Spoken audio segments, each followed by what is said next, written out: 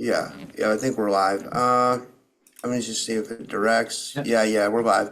Hey guys, welcome back to another episode of the Typical Skeptic Podcast. I have my main man, Dan Armstrong, in the house. Dan's a specialist at Symbolism and Etymology of Ufology.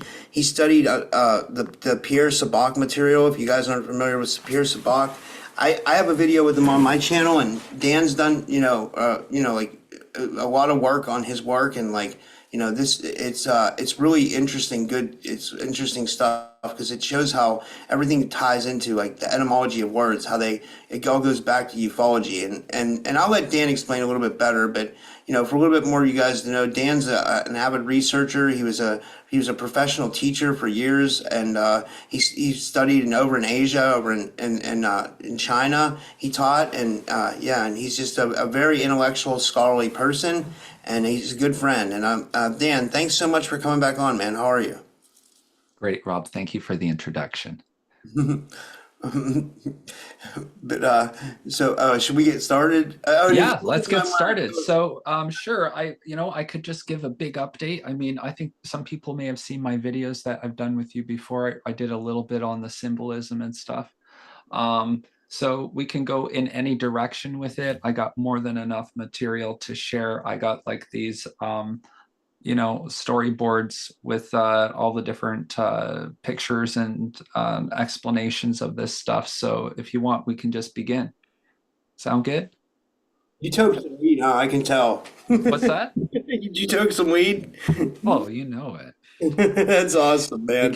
can't be doing this stuff otherwise. All right. I hear you, man. And if anybody's wondering why I have a coat on, you see the more the night it gets here in Pittsburgh, the colder it gets. And there's something with my studio where the heating's like broke or something. So I don't know what's going on. So which one do you want to start with, Rob? I'm gonna do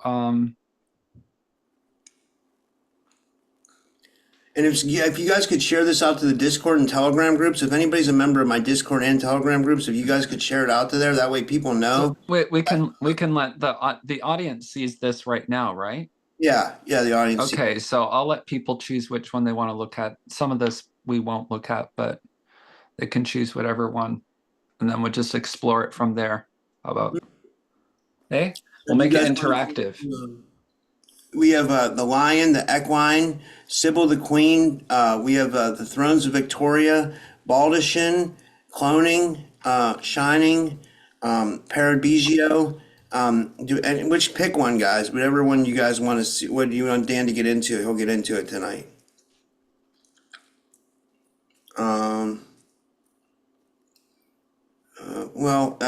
And some of them go together. So I can just start. Which you can choose one, Rob, if you want. How about Sybil the queen bee? How about Sybil the queen bee?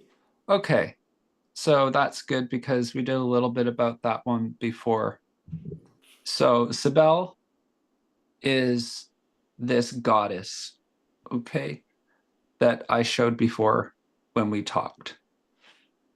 Do you remember that? Yeah. Oh, so yes. That woman seated on the chariot. Yes, I wanted this plate. I remember this a little bit. Yeah, that plate is so awesome, man. Yeah, so let's pick up a little bit about the main symbols in this one and then how that relates to this other stuff quickly, okay? So on the plate, so Sybil is with her consort Addison being drawn by a quadriga of lions. There's these dancers going around them called the Corybantes. And they have the shields. The shield is a signifier, duplex signifier of a shield is also what we're looking at as a UFO to make it a very broad symbol for a moment. Now I could explain and get into all the language that's involved, but we're just going to do it quickly, okay? So the main thing is looking at the same word for God is very close to the same word as shield in ancient Greek. And there's a reason why there's this. We're not just looking at them as shields, but also angelic carriers or vessels. A lot of this gets into things like we talked about the demiurge. So we're looking at a very Gnostic point of view for most of Pierre's works, but you know who the demiurge is, right, Rob? Yeah. The demiurge was created by Sophia in the Gnostic texts. but and then the demiurge created the archons, right? Yeah. So in this one, in this, oh, I gotta move this back. So in this one, the demiurge is here. I think the demiurge is a product. So it's Sophia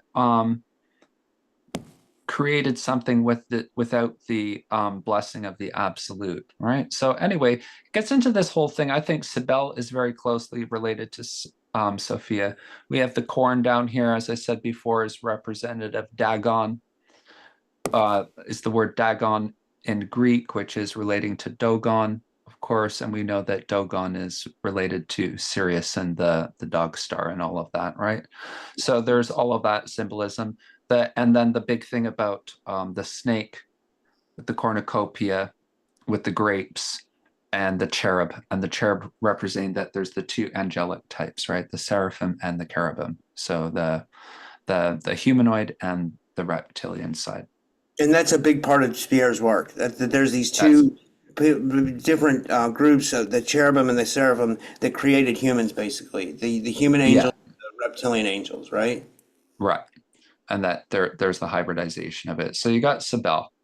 So Cybele, I started looking more into the whole thing about Cybele, and there's this whole thing about her is like relating going back to ancient Egypt and everything. She's related to a shower of meteorites.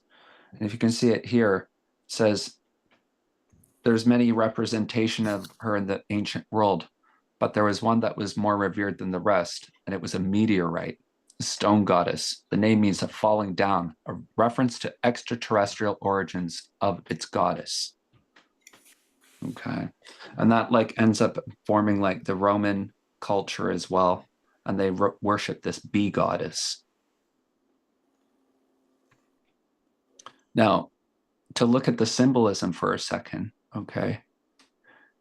If here's a thing of Cybele on a boat and she's being drawn in by this woman here.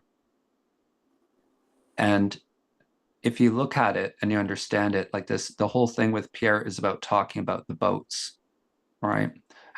Like the what he calls angelic carriers. So it can be a boat, a chariot, many different types of things are shown to draw angels and gods.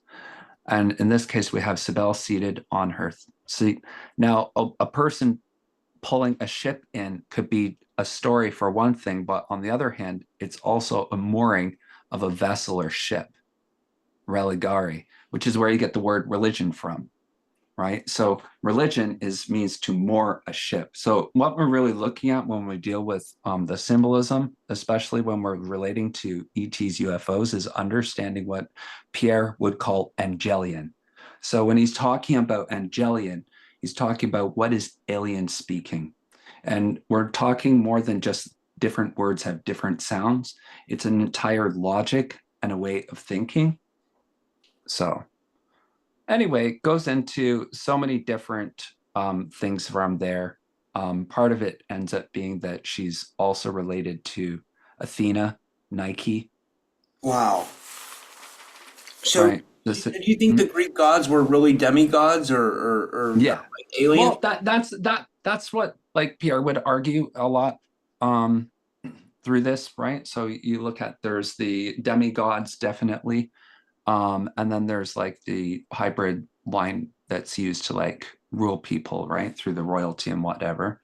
But yeah, so like even Plato is commenting that this Neith character, which is the Egyptian goddess who created the world with using 7 magical words, and she's also the queen of the bees and the crocodiles and reptiles. You can see that here. She was a war goddess of creation. So what I'm trying to get into is actually trying to figure out these different gods and seeing how many of them are actually just a recreation of a different god over different cultures, over different centuries. So it can go in many directions. What are you interested in, Rob? I'd love to hear about that. Like, that's interesting. So, like, I mean, because I've always I thought that like some of the Sumerian gods names got copied down into the Greek and the Roman, but Oh, most definitely. what I was gonna Yeah. say was like they would talk about like, and we can go wherever you want with this, but I was just thinking like, when you go back to like old Greek lore, I used to study like Greek mythology and stuff, and they would talk about the gods would, define the fates of men on Mount Olympus, like they would gather on Mount Olympus, and like, they had some power where they could determine the fates of men, right? They had this like otherworldly power. Like it's almost like they were described as otherworldly, but they were described as humans, like almost, right? But like, Right. you Yeah. know, I don't Yeah. know. So it goes in many ways, but you just start when you work with the symbols, you have to be like it's a very strange journey. Um, because it starts to traverse very different cultures. So it's interesting, this whole thing with the whole reason why the the Romans ended up bringing, so the story behind bringing this um, statue to Rome of Cybele was ordered through the Sibylline text. I don't know if you ever heard about the Sibylline texts, No, what's that? but they were like the sacred texts that the Romans would consult during national states of emergency and crisis.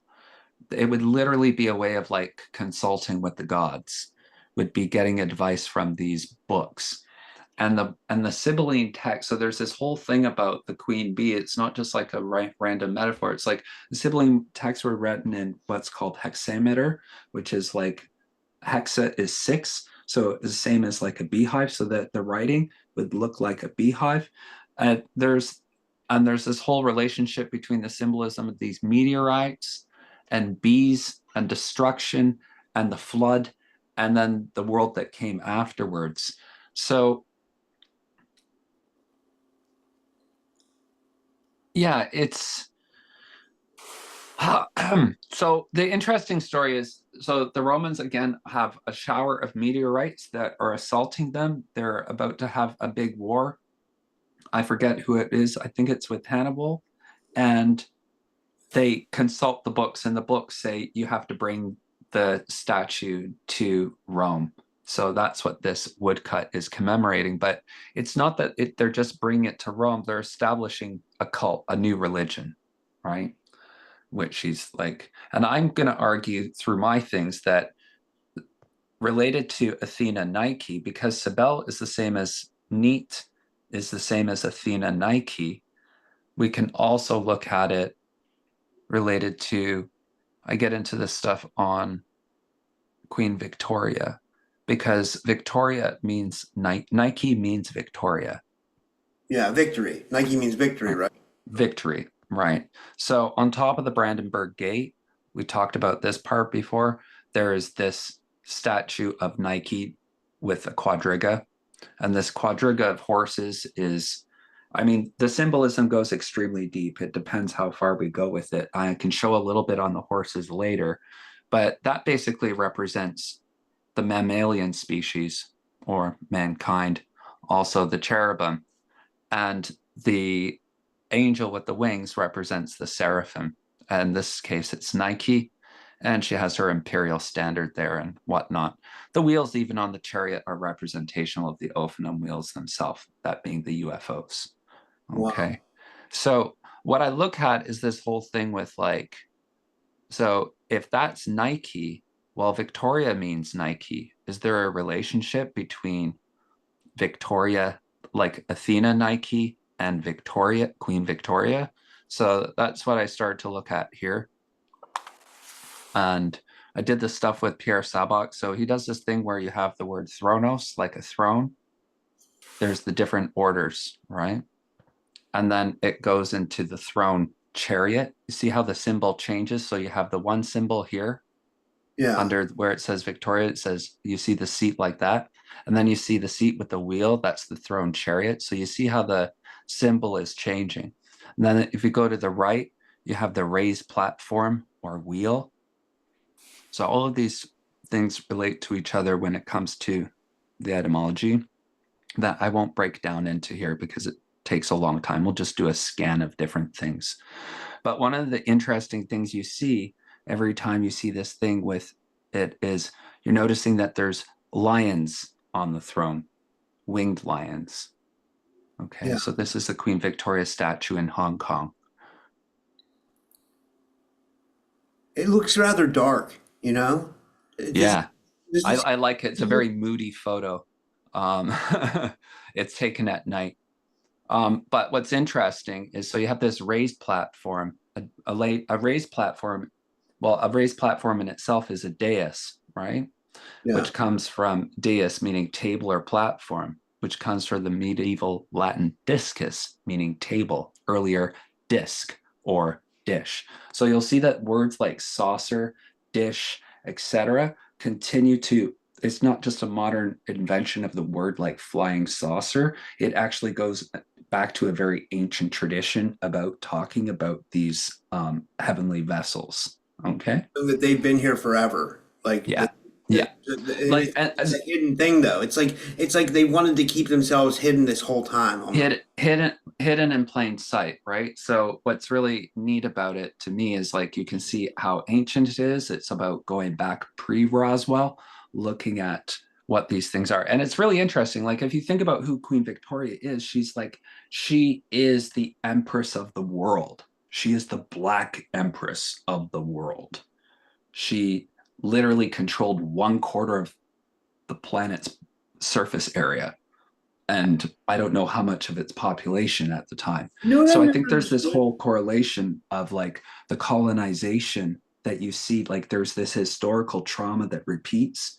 And I think the same historical trauma of like the British going and conquering the world is similar to what the whole UFO and colonization and invasion of our world is. It's this reenactment of these ancient plays of symbols between the gods and their interactions with mankind. I want to ask you this question. This is a side note, real quick. Like, how do you think? I mean, because you're Canadian, you're under the British, like Yeah. they're under the crown, kind of, right? It's still right. Like, how do you think the British were able to like take over at that one point a quarter of the known world? Like, even going to some places like deep into India where Alexander the Great couldn't even take over. Um, Yeah. uh, and they were a Well, that's what I'm saying. I think there was something to it. Like if you look at the back of this throne, you see there's a big V, and then you see there's the wheel, and then you see there's wheels within wheels. Huh? And wheels and within wheels, if you know the text, like the apocryphal text, like Ezekiel, are telling you like that's what the UFOs were, right? yeah. We're looking at the cogs of the wheels within wheels and the eyes within the wheels. And V for Victoria. V also, we can look at the ship that represents. So there's this interesting theme with Victoria and her thrones made of lions and conquering. She is a war goddess, right? Yeah. And it relates back to this stuff with Sibel.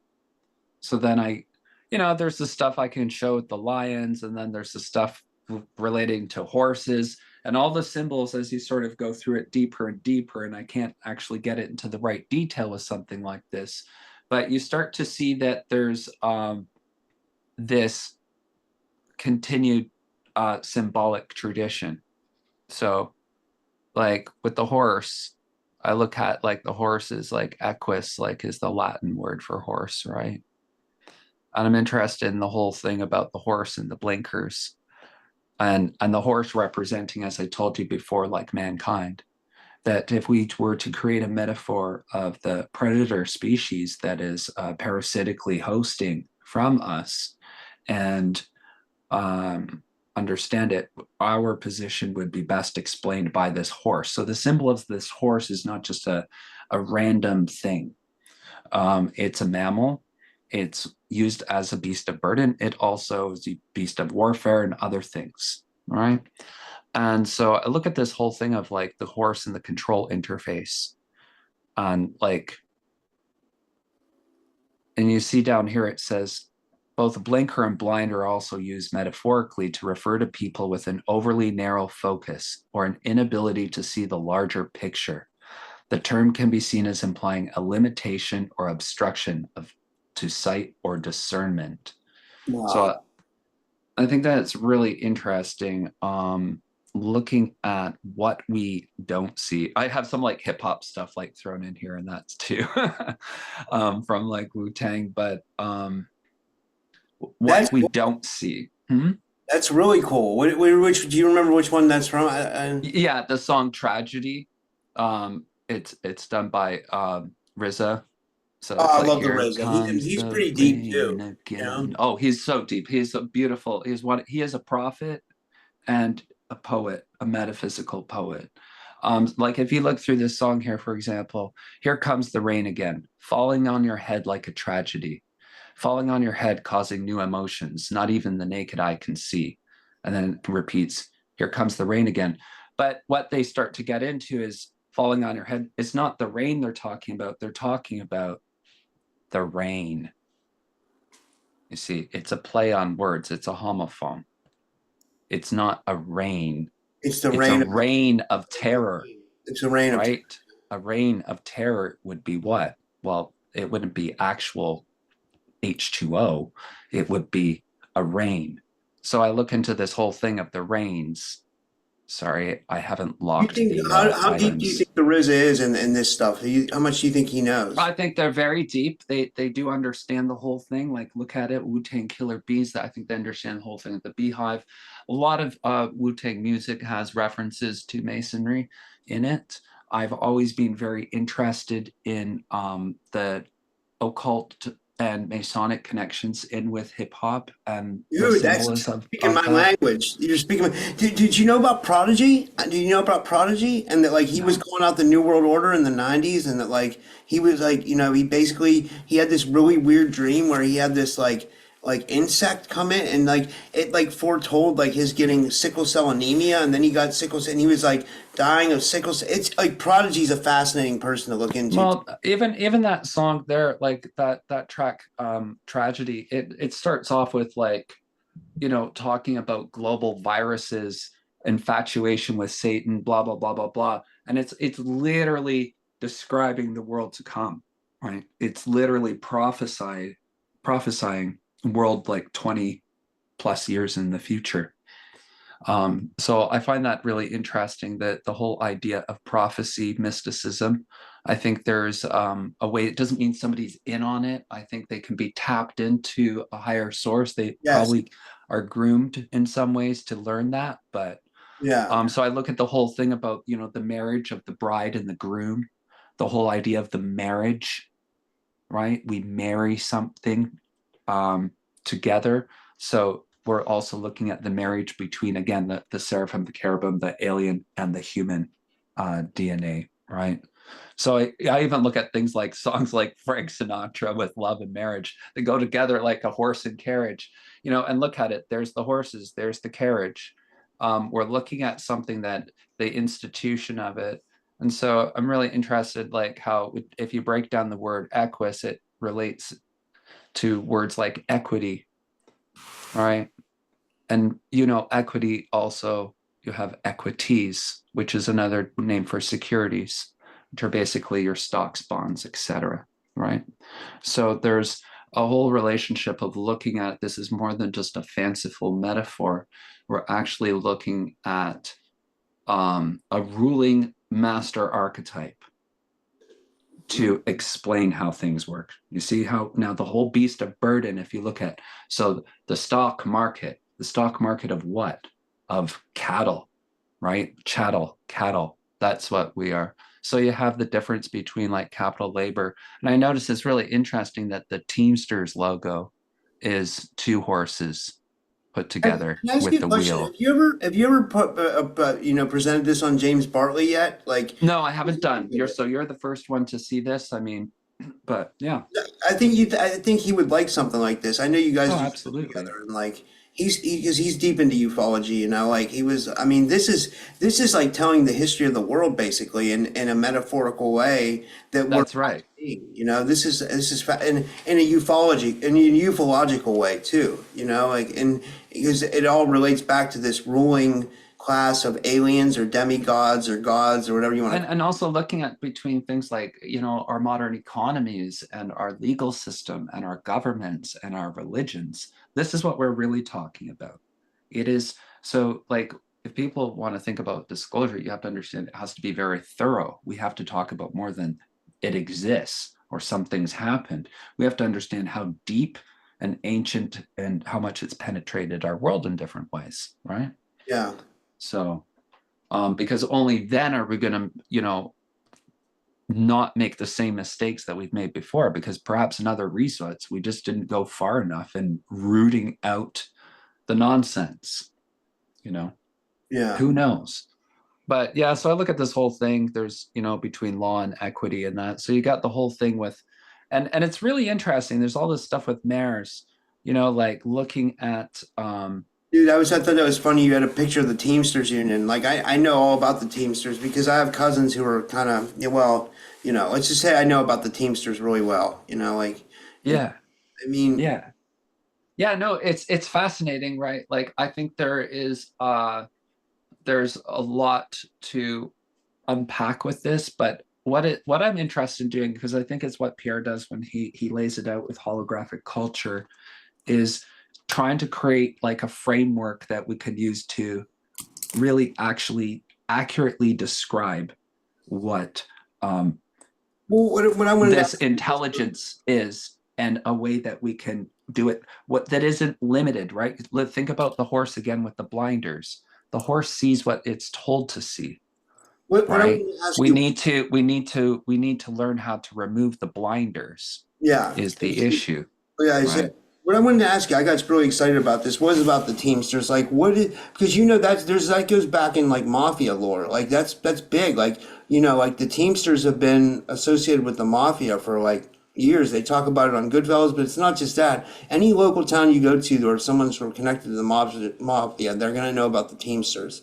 It's just what it is. It's just what it is. It's, Absolutely. you know, like, so how does that relate, if you don't mind me asking? Like, So, well, because I'm just saying it, well, that's a typical. I'm just saying, like, it's interesting that if they were like, they're basically, regardless of the politics of the Teamsters, you have a symbol that they chose is the horse. I find that very interesting. If you notice, it's not just sort of a horse; the horses are sort of joined together, and you notice it almost even looks like a carriage behind them in the back, right?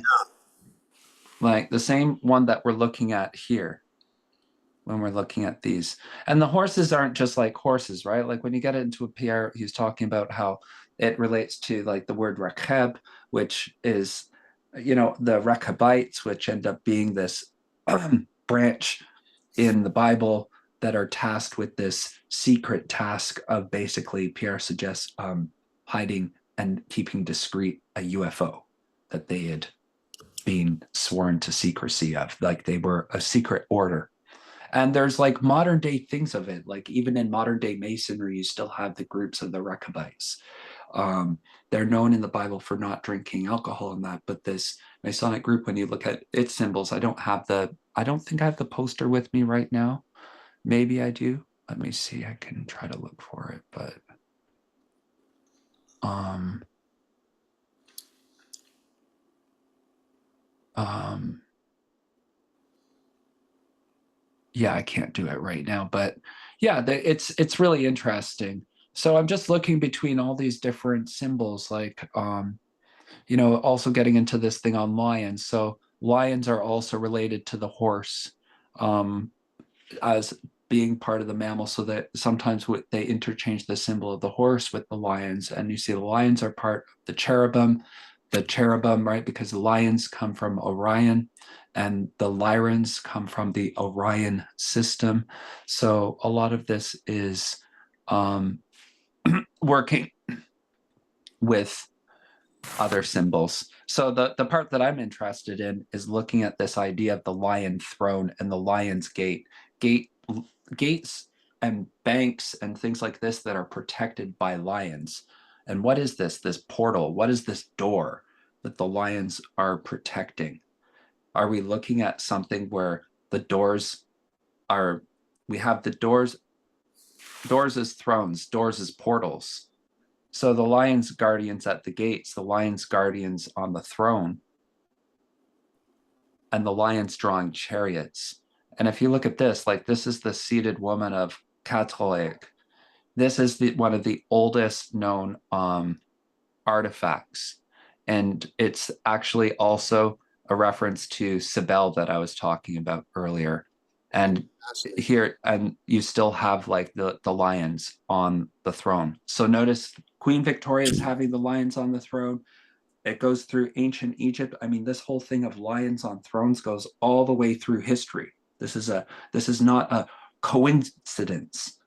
You know, there is I something think, specific to this idea. Hmm? I think there was even in the like the Alexander the Great, story. There has something with lions. I'm not thinking of it now. Yes. I remember even in the Yes. movie when he's at the end when he's starting to fall apart, like when he went to India and it didn't work out, and I think a bunch of him and his troop got like dengue or something. I'm not sure if it's Oh dengue. yeah.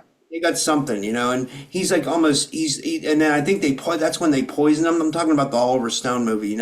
But what do Okay. you see Alexander and he has a huge lion's head on his head, like Oh yeah. he's wearing like the head of a lion, Oh yes. Yeah. like to symbolize. And I always thought that meant just like that he was Well, like, that's sort of that goes back to like Jason and the Argonauts and the Golden Fleece and all of this, right? The magical Golden Fleece. I don't know if you know that, remember that from like yeah, the Greek mythology. yeah, Yeah. So, and this is like a plate from India with the Indian goddess Hariti on a lion throne with other celestial beings. And again, you have these celestial beings and they have, there's her lion throne. And it's not really so much as a throne as it looks like a chariot throne again. And of course, we have our snake symbol right there as to be expected, our sea people down below, but also this interesting thing of the cloth billowing. Pierre talks about how this relates in the different languages to like um, Sapon, a sailor, and it's another motif relating to the wind and the Ophanum wheels in itself. But I can't do it justice at the moment. I'm just going to do a brief overview looking at it. But so you have these things like the eagles. Again, you have these animals flying through the sky, just like you do as a common motif over on this plate over here. There's the lions on the Egyptian throne, lions at the gate of the HSBC headquarters in Hong Kong, the gate as well here in Iran from the time of Xerxes the First in 486 BC. wow. So we still have lions Versus at was the gate. So we're seeing that it's going across cultures, it's going across centuries, and it's going across timelines. And I mean, I think, and we're looking specifically to winged lions. We're not just looking at any old lions. There's a very specific configuration. And the weird thing is like this throne, this is supposed to be a throne in Burma, like in what's called Myanmar today. And they call it the lion throne, but if you look at it, it looks like a door, right? Like the whole thing looks like a door. So I find this whole thing about the you know it's what showing that the signifier that the symbol changes from a door to a throne to a chariot. Do you see how it's like working and how the symbols repeat and go in a certain way? So yeah. it's pretty neat in that way.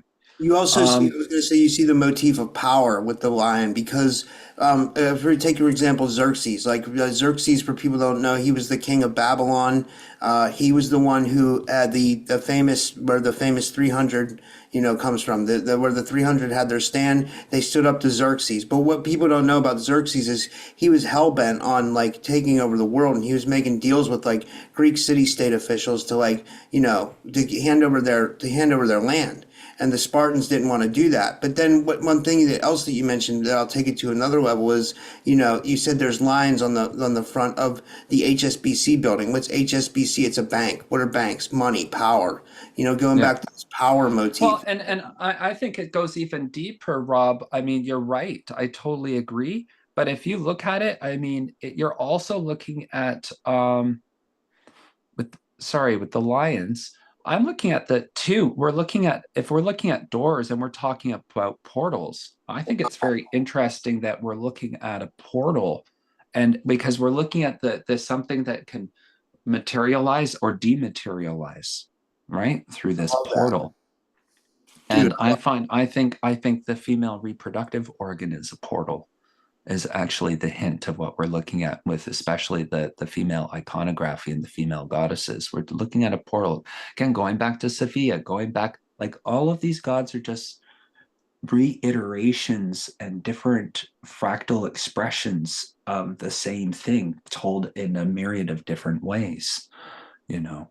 dude, Um, Dan, you're fucking brilliant, dude. I love this shit. Like, dude, I love it. I mean, I love sitting and like learning this stuff. Like, I wish, can I have a copy of your note? I mean, I would never use them. yeah, well, I'm gonna write my book and stuff and get my proper videos going, but this is just like I'm doing a special for you, Rob, because you need, it's good to get original content out there. So I Yeah, look at this thing to continuing to go with for thrones, and there's this whole thing called the baldachin, the canopy of state. I love, for some reason, I just love these ridiculously abstract ideas.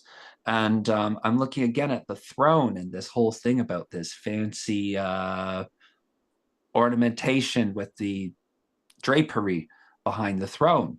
yeah, And I start looking that there's this common thing of like, oh, carrying a canopy over the king, right?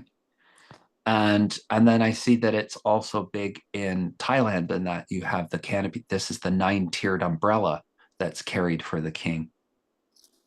And wow. you see it down here like the ancient, like the old king of Siam. But then you also see, this is interesting. Look, Queen Elizabeth being carried under one of these big umbrellas as well. Jesus Christ, man. How evil was she? You know? And and it's so interesting because look, if you understand that this is a signifier of a UFO, this umbrella, this canopy of state, and I'll demonstrate why I say that in a moment, but just keep looking. So you have these different canopies. See, they're worshiping it, and they're worshiping the throne door. And if you look here, this is really interesting. Here's one where they have a baldachin, and look what's carrying the canopy, but cherubs. Of course, cherubs going back again to the lions. So we can see that this whole thing, there's this strong relationship between the UFOs are related to, they always talk about, when they talk about the Ophidian wheels, they're talking about the cherubim are part of the Ophidian wheels. And so I think that's very fascinating that in even the Catholic iconography, again, you're going back when you're looking at Mary, who are you really looking at every time? This is the interesting question with these things, right? We don't know who we think we're talking about. Like, look at Christians, for example. They'll say, Amen at the end of every prayer and stuff like this, right? I know But what that you means. know who Amen is It's you're referring to, giving right? homage to Amun Ra, right? Amen Ra. So you're like, Amen Ra.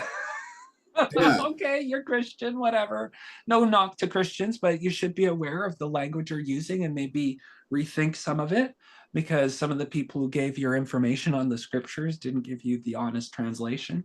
yeah. Um, right. So I find that really amazing. Virgin Mary with the baldachin lifted by cherubs.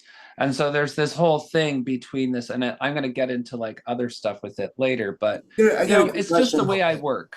Hmm? I got a quick question, another side note. And that's what we Sure. podcast like. But when you showed that picture of like Queen Elizabeth, it triggered something in me. It made me think, Did like, it?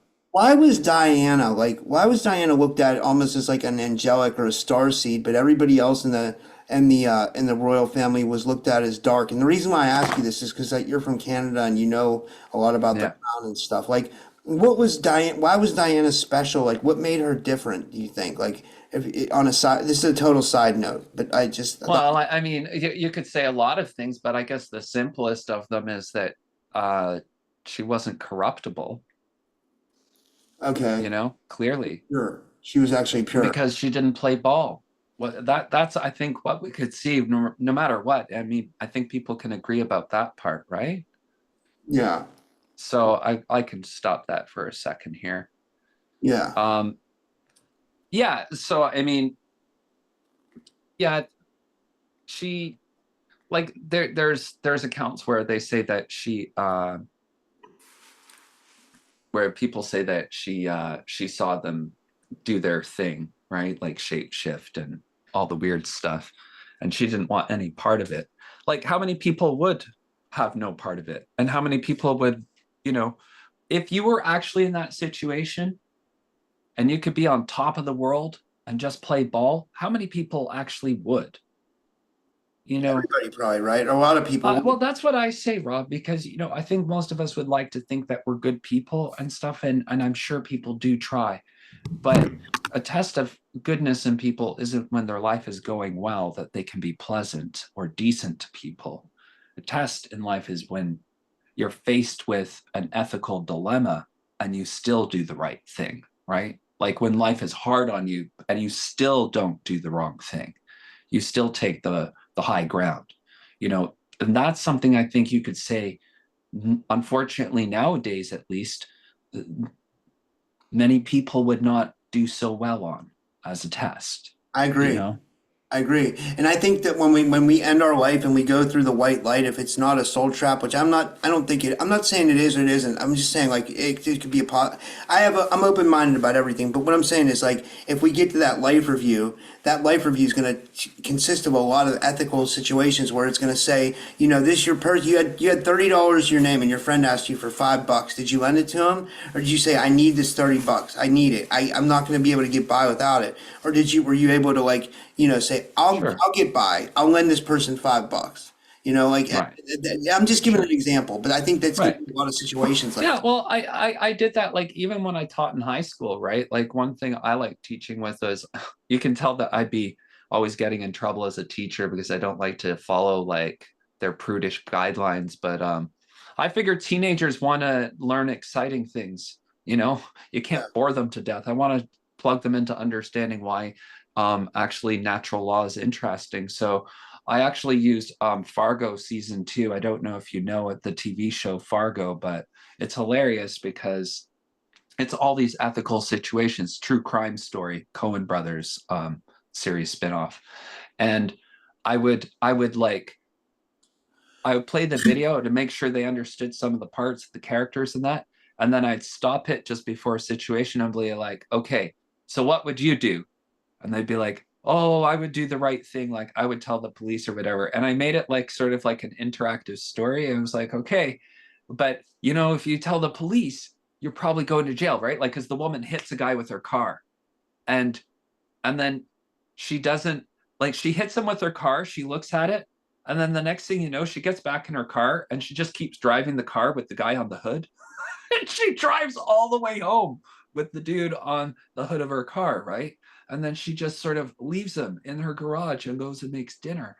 And so it's this whole thing of like ethical situations and looking at the consequence of choosing the wrong choice, of making the wrong choice, right? Trying to avoid things. And it was really cool. I think they enjoyed it because It's it it's was it's so weird you brought that up, Dan, because I've been wanting to talk about this more. Like, and we'll get back into the etymology in a second, but like, sure, it's around this year time of year every year that I get depressed because for people that don't know, I'm starting to talk about this more because I'm being more open about it because it's on Google. People can find it. It's so New Year's Eve of 2010. I was kind of involved with some like really bad. I was living life a complete different way. I was like not a sure, good person, but I mean.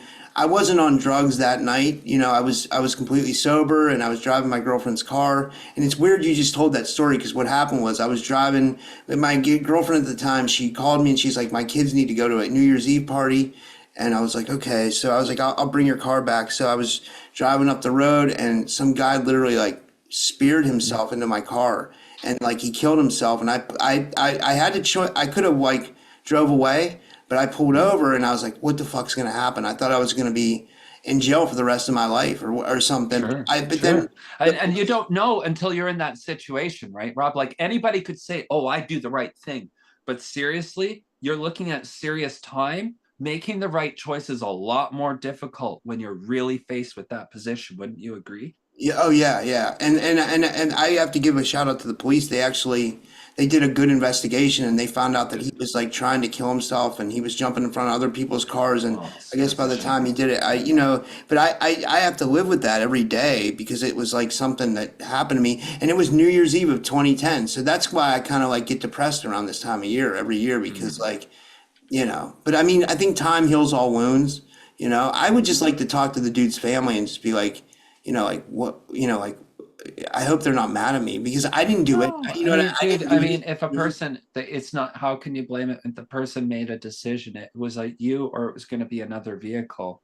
It's Yeah, not like there was something specific that you made a conscious intention to do it, right? And yeah, that's why, obviously, if there was any conscious intention for you to do it, you can be guaranteed the cops would fucking get you for it. Okay, they would yeah. not let That's you go true. if That's they thought true. that Yeah, was the case. yeah, So that you, if the cops clear you of it, you know for sure there is nothing that you should be holding as guilt. And maybe that's a good and more important subject to talk about. I've been talking to a lot of people about recently because it does relate to Christianity. We have Christmas.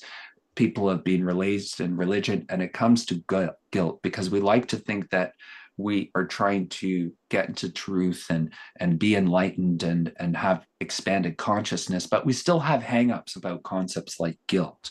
So I explain to why I don't like guilt is that I think guilt is an off-world invention that's used against us. I think it's mind control because guilt is set up as so I don't know if you ever read Nietzsche, but he was critical of guilt. He knew what guilt was when he was criticizing Christianity. He was looking at the psychology of it. And one of the things with guilt is it's a debt that you owe for an unspecified amount with no specific payment schedule. So in other words, it's like a payday loan. It's like a high interest loan. You're just like you feel bad about something and it just accumulates and it accumulates and you try to pay it off by doing things to feel better about it, but you never pay it off. The debt will always exist and it's meant to always exist and to weigh you down. That's the purpose of guilt. And that's why they want it because they want people to go to, oh, I have all this guilt burdening me that they programmed you with. How can I get rid of it? We have the solution to your guilt. Do what we tell you, and everything will be fine. But the reality is there's a difference between guilt and, say, regret. Okay. And the difference with regret is you can say, look, I regret an action that I have no control over right now. And you can examine what self-responsibility you had in making that decision. How much of that happened was your decision and how much wasn't? And take responsibility for it and say, okay, what can I learn about it? What specifically can I learn about what I regret? Because even if you look at the proper redemption of sin from the Christian perspective, you're supposed to do that. You're not just supposed to sin and then go back and just get absolved week after week of your sin. You're supposed to like change in your heart, right? So I say get rid of sin, get rid of guilt, and instead just have, like, maybe you have regret. Even if you don't have regret, you should always be trying to learn from your situations, right? And where did I screw up? Where do I have responsibility? And where do I not have responsibility? Because sometimes people are getting you to take responsibility for something that isn't even your fault. There's yeah, just a bad situation, and they're telling you it's your fault. You're the person responsible for doing it because they don't want to do something. And they use that. And if you look at the word guilt, just to get back into the etymology for a second. So if you look at the word guilt, well, guilt is related to bonds. You know why? Guess what UK government debt is issued in? They don't call it bonds over in the UK. Do you know what they call them? what? Gilts, GILTS, but they're gilts, right? So it's all about, the whole system is based on sin and guilt and debt and infinite debt that you can't pay off. Do you see how it all Yeah, still yeah, keeps into and it relating trickles back into, down from like from soul debt to physical debt. and so even our mindset financially and everything else is beholden by all this debt. We feel guilty about having money. Why? Because that's Christian programming and everything still, right? Yeah, exactly. Right. So there's it, and it's very hard to overcome because whether you went to a church or not, you had a religious family or not, all of our culture is still informed from the practices from that religious past that isn't too long ago, right? All of like the days of the week, everything's still built on all the ancient myths. right? The days of the week, the planets, everything's still based on all of this mythology. It's not like we're getting anywhere further away from it. So I just want to give that to people about the guilt and understanding the guilt, because a lot of people get weighed down by guilt. And that's something that we have to learn to forgive ourselves from. Like, you say, look, what can I do about it? Like your situation, right? Is there anything you can do to change it There's in nothing. any way? There's No, nothing. no. But what can you do is you could look at, like in Buddhism, you would look at it and say, well, what good can I take from this? And you would say, okay, I could share the story in a way to help inspire people to do the morally right choice. Like when you're in a situation like that, like you can talk about, you weren't living your life well and you were in a bad scene and this and that. And then it's almost like this big event came in to shake you up in your life and say, buddy, what are you doing? And did it have any impact in how you lived your It life did, because after? I'll tell you what, Dan, if I wouldn't have straightened out my life at that point in time, I wouldn't be here right now. I'd be deader in jail. So it was a Literally, deader blessing, in jail. right? I just want to point out that a targeting can also be a blessing. So don't look at it like it's all negative. These things can be equally positive. Great chaos in our life. How old were you? Like 27, I 30, was 30. It was my Saturn return. 30. So that's your Saturn return. There's your first Saturn return, buddy. Boom. That's what it feels like. First Saturn return is going to be, sometimes it comes earlier, sometimes it comes later, but it will come and it will say, if you're not living your life according to the strictness and discipline of Saturn, Saturn will come in, boom, your first Saturn return and say, wake up.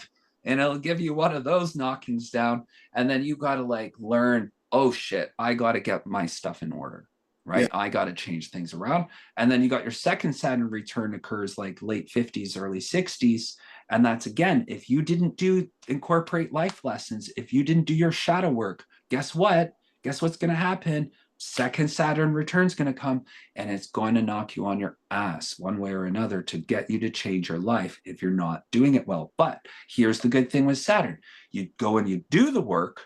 And when that stuff comes around, instead of it being a thing that knocks you on your ass, you're actually rewarded for all the good, long, consistent, hard work that you've done and discipline, I got an right? interesting question about guilt, Dan. Do you think guilt Mm, is what is literally keeping us tethered to this earth? That it's keeping us from that? absolutely. Well, we have attachments, right? And guilt's one of the best forms of attachment because, again, it's an unspecified debt.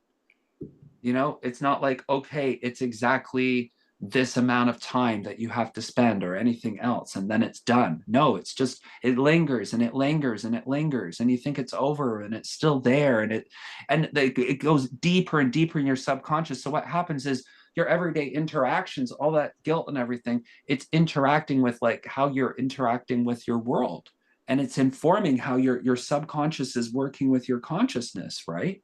And so if you carry a guilt, you may be too much of a nice guy. Yeah. Yeah. Maybe you need to, learn how to like refine it and get it better in tune, right? Because Saturn isn't about like, it's not like the old Christian God. It's like, you got to follow all these rules and do them right, or I'm going to whoop your ass. It's, it's more like, well, you better get certain things in order, like, your health, your finances, like certain very practical things in your life, your interpersonal relationships with people, your whatever, getting your house in order. And so that's, and what we're looking about, to go into the occult symbolism and that for a bit, you can say with Saturn, you remember, well, Santa Claus is who? It's Saturn, right? Saturn comes to reward the good kids and punish the bad. This is the basic thing. Saturn is the god of this world. Your Amanita muscaria are red and white, and Saturn, the modern Santa wears red and white for a reason, because it's related to that, the Amanita muscaria mushroom. It goes into the pine cone, the pine tree, and the magic mushrooms growing under the pine tree, and the traditions of the ornamentation colors on the trees, and so on and so forth. Right? I just took The some. reindeer I was flying looking and the for whole it. I bit. was like, oh, here it is. I got my Amanita right here. Yeah, yeah. I mean, like, I got the spray, but yeah, I love it, man. Like, Well, and I think, and like the royals, I think the royals, the popes, all of this, they were tripping balls on like mushrooms and stuff back in the day, right? Like these rituals, these pagan ritual holidays, they were doing things like getting stoned on this stuff. They would make it in some kind of ritual and everything else. That, I mean, I don't know. I really like the TV series, the Hulu series on Catherine the Great. It's funny because the Russian high priest, or whoever he is, the grand patriarch, that he's like, I want you to come speak with God for me. And she thinks, oh no, I'm going to be like stuck with some afternoon with the great archbishop taught, in the woods talking to God. And then he goes and he pulls out like these mushrooms and he gives it to her, and they eat munch them. And then he's like, what should we do? He's like, just lie here. And they lie down, and then he's like, here, experience God. So, it's a joke in our modern way of reinterpreting the historical thing. Maybe that didn't occur, but I think there's a lot of truth in it. I think the church, the Holy Communion, is the bastardized version of things like taking the sacred things like the magic mushrooms, revealing the God within. Isn't that what the Holy Communion is supposed to be about? The connection with the divine. And yeah. that's what the church did, was they prohibited your connection with the divine through their watered down, you get a communion wafer and some shitty communion wine, and we'll keep the magic mushrooms accessing different dimensional portals and realities to ourselves, Oh, right? listen to this. That's not for the masses. That's for us. You want to hear an interesting story? So there's this Mm. interview with Cliff High and Richard Dolan. I reference this a lot because I learned so much from this. But Cliff High in this was saying that there was like these ancient abductions, and back in like in Germany, where they would make, but what the Germans were Oh, doing, yes. they were making Right. like hallucinogenic beer. Okay, Right. but then the Christian, and he thought that. Very mildly. Very Yeah, it was mildly, very but mildly, but yes. what Cliff High thinks is he thinks that they were using this as a way to fight off abductions, because whether they were Right. happening astrally, it gave them something to be able to battle the abductions off and like ward abductions off. And he said there's a lot of evidence for these like ancient abductions, you know? But one thing he said was interesting is he says, listen to this, Dan, you're not going to believe this. So when the Catholic Church prohibits the hallucinogenic beer, guess what happens? The rise in abductions go up. Yeah. Much. That's crazy, dude. So Yeah. it's almost like maybe it was helping, you know? Like, Right. And maybe it's a good argument about people, if they're dealing with abduction things, should be microdosing or something, and consider that as, research it, it look could help into you it. go into, into your power more, you know? You know? Well, I know, like, well, but you can do it naturally. I'll tell you this much. That will definitely help stimulate it, but it will be stimulated even more, as you know, with mushrooms being in nature. And I always think that, and I've been very guilty of this myself a lot lately because of the winter weather and stuff. But I think your psi abilities are enhanced by spending time in nature. If there's a basic argument, the richness and complexity of nature is very important when you go into things like astral realms and other things for your psi abilities there, because you need to be familiar with a more complex stimulus, a more diversified, chaotic, raw environment, and less of a plastic, climate controlled, light controlled thing where you're cutting down your experience with reality, right? You're simplifying it. So I think things like nature and doing the art and doing these things that aren't valued in our society, especially the things that we're kept busy so that we don't do, that's definitely what we need to be doing more of. Yeah, Right. it seems like they're trying to keep people away from nature. Like they're trying to, i.e., get people to move into more of these smart cities and have Well, everything yeah, on their. I mean, they call it, again, if you just look at the word magic, I mean, business, busyness. It's right there in the words. Busy bees, got to keep them busy bees. You see how it all works? It all works with the hive model. You got the hive, you have the drones, You have the worker bees, You have the queen the bee. queen bee, you have the royal jelly, and you extract, right? What's It the is royal this, jelly? it's, hmm, What's the royal jelly? it's a special hyper concentrated pollen that the workers make that's only for the queen bee to consume, and the queen Like bee maybe consume. adrenochrome? I mean, Yeah, so the point is it's a very powerful metaphor, but it works in many ways, right? Because the bees are working on the number six.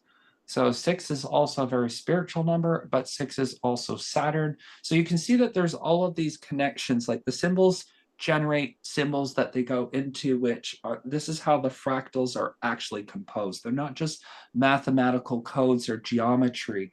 They're symbols that work like fractals as well.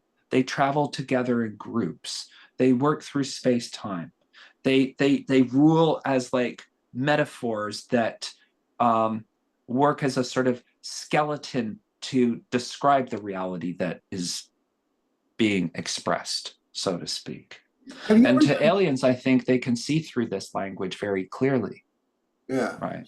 So I was going to ask, have you ever done DMT? Yeah. What was your experience, if you don't mind me asking? Um, So my friend had some, and we were out in his car, and we were out in nature, and he's always like he loves carrying DMT and just getting people high on DMT for their first time ever. That's like his favorite thing to do in life. He just loves it. That's what he used to love to do. Now his big thing is karaoke, but he's hilarious. But he does DoorDash and stuff. And anyway, we did it, and he's like, I was all worried about, oh, like mushrooms, like, oh, I want it to be a nice setting with pine trees. And that he's like, it doesn't matter. You're not going to even notice the pine trees once it hits. Like, that's not important. But Yeah. you just got to be comfortable. So we did it in the car, and I did it. And I could have got it maybe a bit more, but I did get almost 3 tokes in. And I did go through the tunnel. Like I went through the DMT. I went through this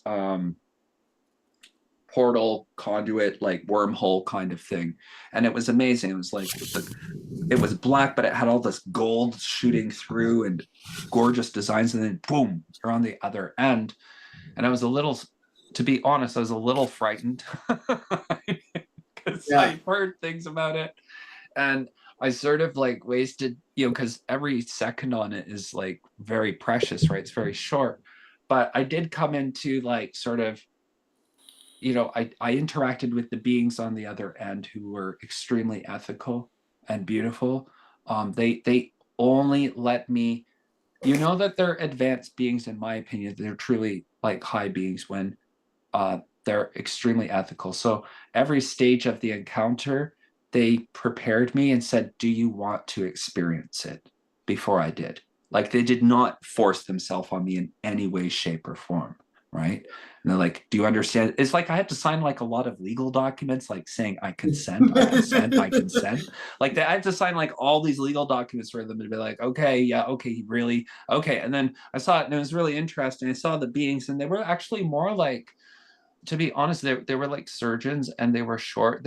I would describe them as like beetle-like beings, but they were beautiful, and they were sentient and telepathic and very higher dimensional and loving. And we talked a little bit to each other about things coming up in my life and that. And then they're like, well, we're really sorry. I guess it's time, you almost have to go. And they gave me a present. They're like, there's a little present before you go. And then when they did, I came out, and it was like, I felt like this whole thing happened with my heart, where my heart, it was like, it took all of the weight and pain, all that, like we talked about earlier, guilt, all of it was just melted off. For It was incredible. I was like, whoa. So it was a pretty cool experience. I wish I was able to embrace it earlier, faster, so I could have got more communication. But yeah, I found it beneficial. I don't know if I'd need to do it again, but Yeah. You saw enough. Yeah. I mean, Yeah, going back to that Cliff High interview, he said that's what he was doing. He was experimenting. I think it was, I can't remember, ayahuasca or whatever. And again, this is in that Richard Dolan interview, the same one I referenced before. It's called Going Deep with Cliff High, if anybody wants to watch it. The reason why I bring up Cliff High is because been in the news lately because he supposedly predicted this whole thing about the alien drones. And I'll tell you Mm. how it ties into it. So he said that did psychedelics, and he said he crossed through the veil, and he said usually people go there to have an experience, but he said he would go there to conversate with a being to bring something back, and that's supposedly how he, to make a long story short, that's supposedly how he got this Right. predictive software, supposedly. Right. Sure. Yeah. Yeah. And they're interested because, but we can have ideas to share with them as well. Right. And that's the interesting thing I want to get things to, Rob. Like, because there's all this stuff about the negative things that have happened to us. But we really have to understand that the really exciting thing is, and that's what I wanted to start the message of today was just like, we do have this new year, and I think it can be a good one.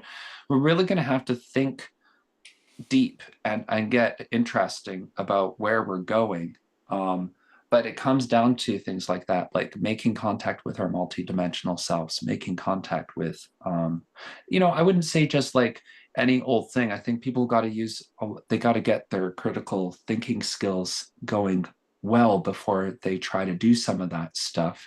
But, um, you know, we need to explore the biggest mystery of all, which is our own story. Like your story, my story, everybody has an amazing story, and it's really our job. And we don't have to force it open, we just have to give it some patience and love, and it'll come to you when it needs to. But I hope we look, we got to create and dream the kind of future we want more, and stop looking at like just how everything's falling apart. Like we know it's falling apart. That's what it's supposed to do, at this point. Yeah. So what do we do?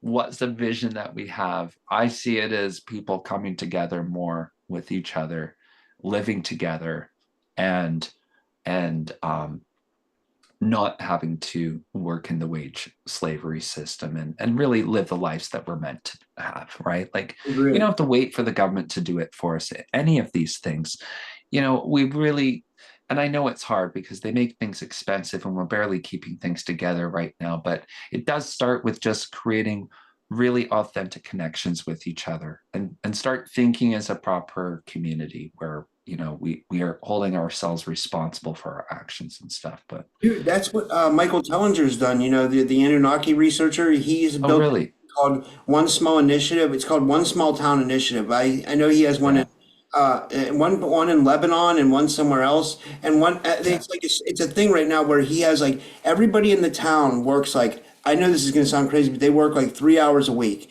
and everybody contributes towards the town, and they do trade with. They still do trade with the regular world, but they're not existing with the regular world. right.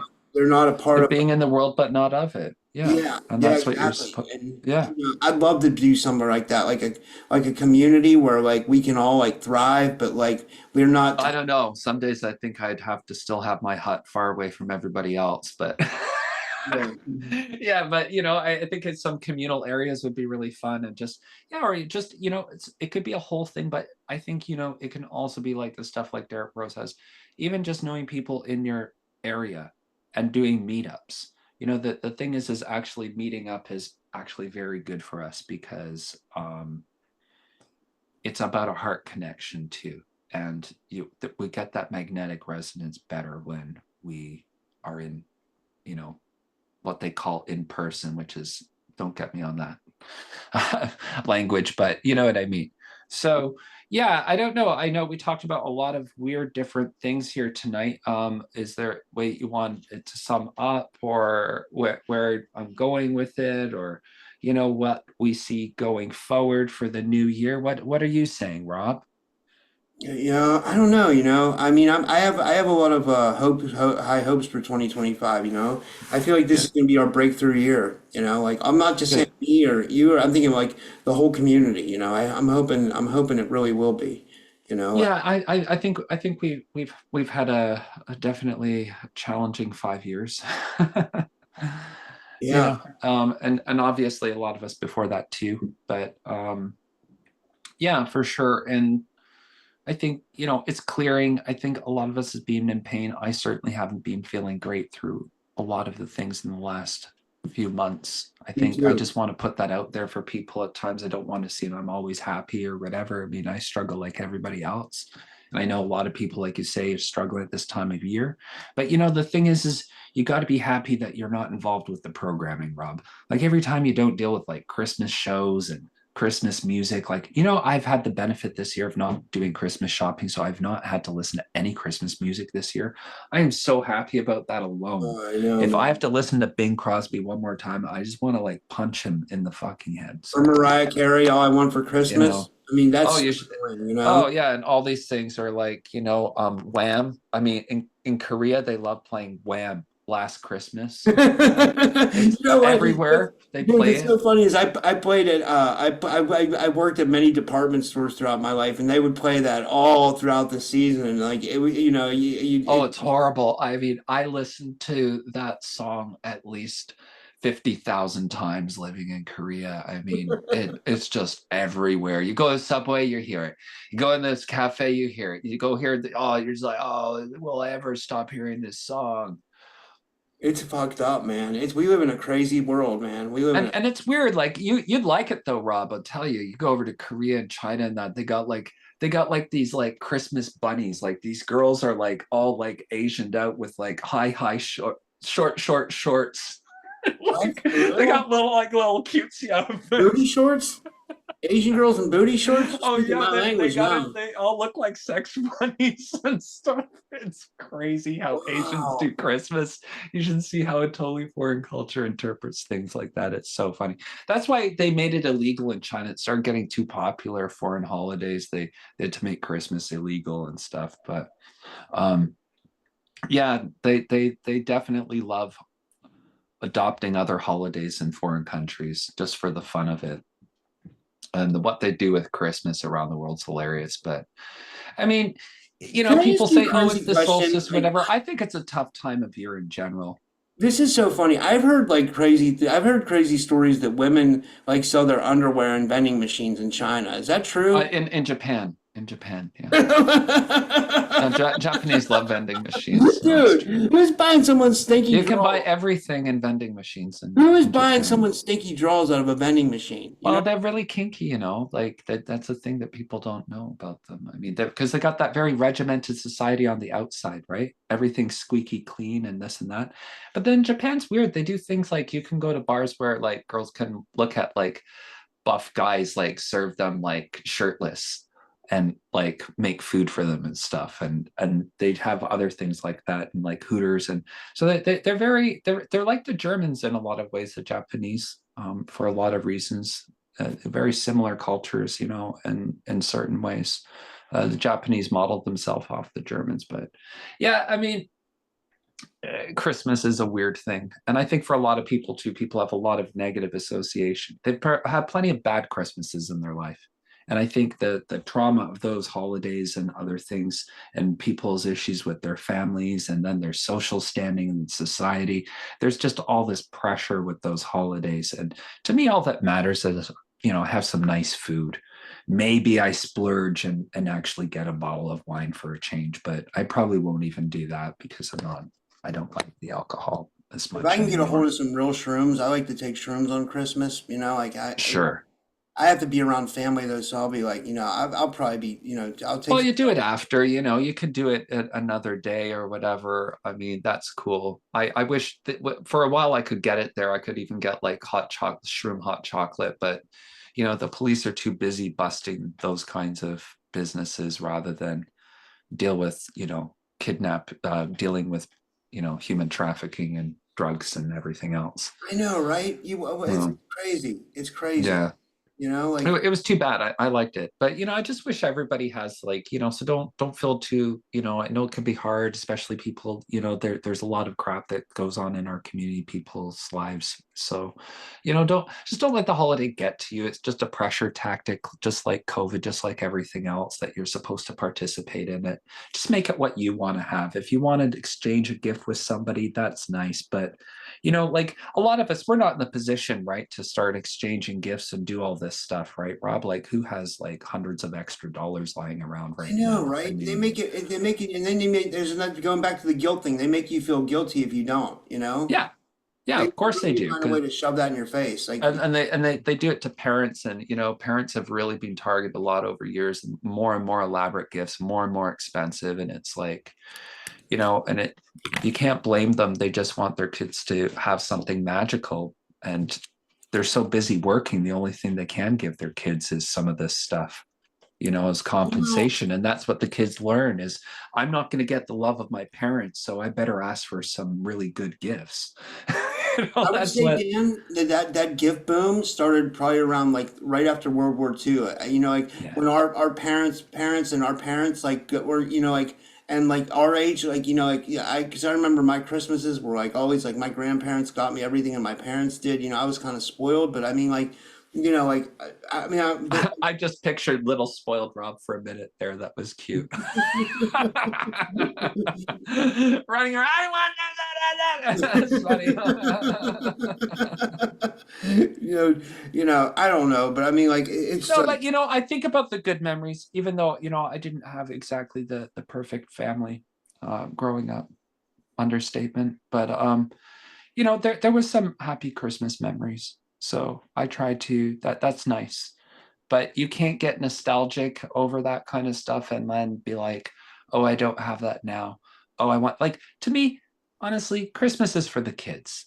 Why are all these adults making a big deal about this yeah, holiday really, anyway? yeah, I really. mean, it's for the kids. They believe in Santa Claus, for crying out Yeah, I loud. was gonna say That's it's a not even reason to get real. pumped up about it. Like, what's one of the best parts about not working this year? Not having to do Secret Santa. I hate doing Secret Santa, Rob. I don't know if you ever had to do Yeah, I've Secret done it Santa. many times. Yeah, yeah, Don't you hate it? Like, yeah. men of the world do not enjoy Secret Santa. It's always the women of the office or the company always like, let's do Secret Santa this year. And you're like, oh no, please. I hate Secret Santa. Don't you want to do it? And I'm like, no. Like, why not? It's so much fun. No, it's not. I have all the pressure of trying to find a gift for a ridiculously low amount of money for some person I don't know very well. And I can't look cheap, but I have to make it sort of practical and cool. And it's really difficult to do. Oh, I can't stand it. Dude, And then when I was in Thailand, they wanted to do Secret Santa every day. Oh, it only has to be something $1 or $2 each day. I'm like, are you kidding me? We had to do Secret Santa every day with somebody when I lived in dude, what Thailand. made me crack up recently? I watched your interview with James Bartley, and Mm, when you guys were talking about all the people in the community that are trying to say that these drones are blue beam, it's kind of oh, like yeah. the go-to thing that people go to. Yeah. It's funny. Project Bluebeam. Yeah. Yeah, yeah, right. Yeah, dude, it's like what it is. It's kind of crazy. It's like Yeah. they don't take the time to like look into They the. want a soundbite. They don't want a theory. They don't even want a well articulated opinion. They just want a soundbite. Yeah. So, oh, I know what it is. I bet you haven't heard of Project Bluebeam before. Well, yeah, you know what that you haven't heard about? I can't tell you anything about it, but I heard about it. So I'm more qualified than you are. You know what I find funny, Dan? Like, and I'm not disrespecting anybody's opinion. So anybody that Yeah. thinks this way, they're entitled to their opinion. Sure. All I ask is that people look into the phenomena a little bit more, because what I Right. say is that these UFOs have been with us forever, and that's kind of what we kind of covered tonight, Absolutely. going back to the etymology. That the and you know what, one thing I had, you might find this interesting. I had Simeon Hine on the other day, and he said that, like, if you go back to like the 1800s, there was these examples of these airships that were showing up, and he Mhm. said that, like, this phenomena usually shows itself to us, and it's usually a couple years ahead of our technology, or that's what it portrays to us, and he Mhm. feels like Mhm. that's what's Mhm. happening with these drones. You know, Sure. Sure. because Um, that's well, a that's why I was theory. saying the thing about Sibel with the meteorites, right? Because there was always this thing about the end times having meteorites involved, and I looked at the drones as bees as meteorites as well. Um, yeah, so there's like omens, right? Like, if you look at it again, like the whole point of symbolism, like the ancients, they could read omens. They'd see birds, they'd see certain entrails, etc., in different arrangements, different times of year, etc., different times of day. Then they could interpret what that meant. Just like with astrology, you can interpret the sky clock to know what it means. Well, you know, we have we have them all the time, but people don't pay attention to the omens, right? So we should be looking at our reality on a lot more of a literary and metaphorical level and stop taking things so literal all the time. Because if you take it literal, I mean, you're missing the point. You're trying to focus. Is it this? Is it that? Is it this? Is it that? No, like think more laterally. Stop thinking like trying to funnel it down into like simple stuff, complex things into simple, but think more laterally and learn to look at the pattern recognition and look at the symbols and look at the words and see how it interrelates, and stop depending on religious leader types like the priest to tell you what it means. Oh, this person's an authority and he says it's this, therefore I'm subscribing to his cult, Yeah, his dude, you know religion. what I found so funny, Dan? Like a lot of these people are like trying to look to the government for answers for drones. So wait, you mean to tell me you're going to go to the government who's lied to you for 80 plus years about this? Yeah, You think they're an authority now and they're going to help you with this? right. Right. What the fuck Sure. are people thinking? Why don't we appoint the mafia in charge of the criminal justice division? You know, while Right? we're at it, You right? know So what I I mean, mean? Like, yeah, it's totally insane. I know that's what, but that's the cult of the state. The state is our religion now. yeah, People don't understand that, right? Like in ancient Greece, like the polis was their religion, and today too, the state is our religion. People are like, well, I'm not religious, but you believe in political parties. That's a religion. It's yeah, no different than Protestants or Catholics in the past, or Orthodox or whatever. yeah, Arab, right? Like it's the same type of divisionism, and it's believing in a cult and its doctrine and its dogma. And you don't accept things from the other point of view. That's the whole point of it. And so this is the problem today is we want to jump to conclusions instead of just seeing things for what they are watching how they develop, thinking before you just blurt out an opinion. Like it it's good. Like I work on some of the philosophical problems and things like that, like this stuff about the horses and that. I didn't just work on this overnight. I worked on this over years, right? It's a theory that it takes time to develop. Can't be just quick to um expect you're going to understand all the answers. Actually, the best things take a lot of time. Again, going back to Saturn, right? Like Saturn rewards the hard, disciplined work over time. yeah, You can have short-term gains, and you can also have fast losses, or you can have the type of gains. Like if you go and do a discipline of a martial art, this, that, the other, a particular sport, a philosophy, whatever, singing, whatever your talent is, and you do that consistently over a long period of time, you get really good at it, right? yeah. Like that's the reward. Even if you're not the best, you are going to you could walk away from it for years and come back to it, and you'd be able to actually get back into it pretty quickly. So I don't know if that's a bit I just wanted abstract, to but address a comment real quick, Dan, from sure. Third Eye Tribe, because I like her a lot. She's a really cool girl. She lives in Pennsylvania, by the way, but there's Yeah. somewhere, but it's like 4 hours from me. But no, she was saying that like she feels that the government, she says she's not thinking linear, but she feels like the government has black ops tech. I totally agree. I wasn't disagreeing with you, Third Eye What? Tribe. I think the government definitely has reverse engineered tech. I think they've Oh, had most definitely. There's a 40s. mixture, They like have I the said on the first time 203B, when I talked on you your know. show about that. There's a mixture of everything. And that's why I'm saying don't jump to conclusions. It's this, it's that. It can be this and this and this and this and this and this and this and this. There could be 20, 50, 100 reasons. It's So multi-layered. let's It's just not try multifaceted. to Yeah. narrow our scope, is all I'm saying, right? Not Yeah. saying we can't find any data points. We can learn things from it, but a lot of people want to just put the baby out with the bathwater on this subject in general. Yeah. And, so if people they're coming from, say, a Christian worldview, well, they're like, well, in my worldview, I don't want, or they're flat earthers. They're like, well, it can't be aliens. So it has to be this, it has to be that. They'll come up with a different thing. Oh, it's blue beam. It's this, it's that, because it doesn't fit in their model. Right. And then you go over to this group of people and they're like, well, it can't be negative ETs because only positive, I know it's only positive ETs or whatever. And they're blocking out everything else that it could possibly be other than positives. And then you have the people who are saying this, and then you have the people who are saying that. it's a lot of different competition for winning people over to their ideology. And all I'm saying is there's obviously a mixture of different phenomena at the same time going on. And so let's not worry about saying who's right and wrong. You could just say, I like focusing on this part of the phenomena. Like, I'm more interested in the things that look like plasma spheres, that do really funky shit, that clearly aren't drones. Okay, that's fine, but specify that's what I'm interested in. I'm not mixing it in with the whole, and I'm not going to start trying to explain what those other phenomena are. If they're drones, if it's government, if it's reverse engineered, I'm not interested in that. I'm interested in this aspect. And just frame your debate, but in a polite and civil way, rather than, you people are talking about this. It's not that. I'm right. You're wrong. This type of more division. Like, what? How much more division do we need? How much more? I'm just wondering, like, are we just supposed to keep dividing ourselves infinitely over through each new thing that's thrown at us?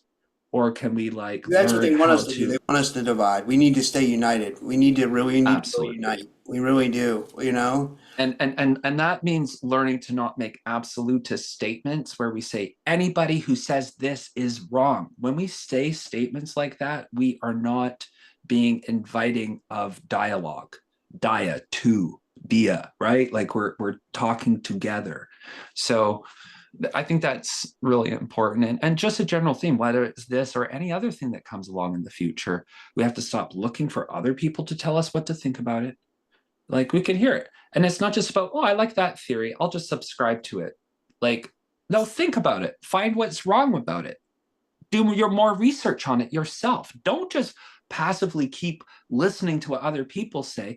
Look up some of this stuff yourself. It'll either You know what confirm or deny what you've been found that there's told. like these common themes like within these communities, like within the Christian alien community, the Christians will always say that the aliens are demons, and then That's right. the New Age So community, they will do that, and then this group will say this, and this group will say that. So they got them all in their nice little silos, so to yeah, speak. yeah. Like in the New Age community, they'll say that the aliens are only positive and there's no negative ET. They might say it's only positive or whatever. Like, my bigger thing is, my theory in looking at a lot of it is I'm not saying that there aren't friendlies that aren't here and stuff. I think I've seen things that are friendlies, but I think the non-interference principle is the main thing about the friendlies. They don't interfere. And it's as simple as humans learn, like people here learn to overcome the control structure, or they don't. Yeah, and I It's think one it's one all of the there is. things, It's the test. It's the test. You don't get to be part of the bigger game if you don't pass this test. It's sort of like it's your test. It's like I may have described it on your show before, but I call it the cosmic egg, right? You think about a chick in an egg. A chick has to break out of an egg on its own. You cannot assist the chick by opening the egg, because by doing so, that chick will never develop the necessary strength to live in the world. It dies very quickly. yeah, But if the chick ends up developing the strength to break out, it's likely to survive in the greater world. If the chick doesn't, it dies in the egg. And that is the choice for our species at this point in time. Do we overcome this? And this, what the flat earthers are not understanding, this their metaphor. This is our metaphorical firmament, is this eggshell.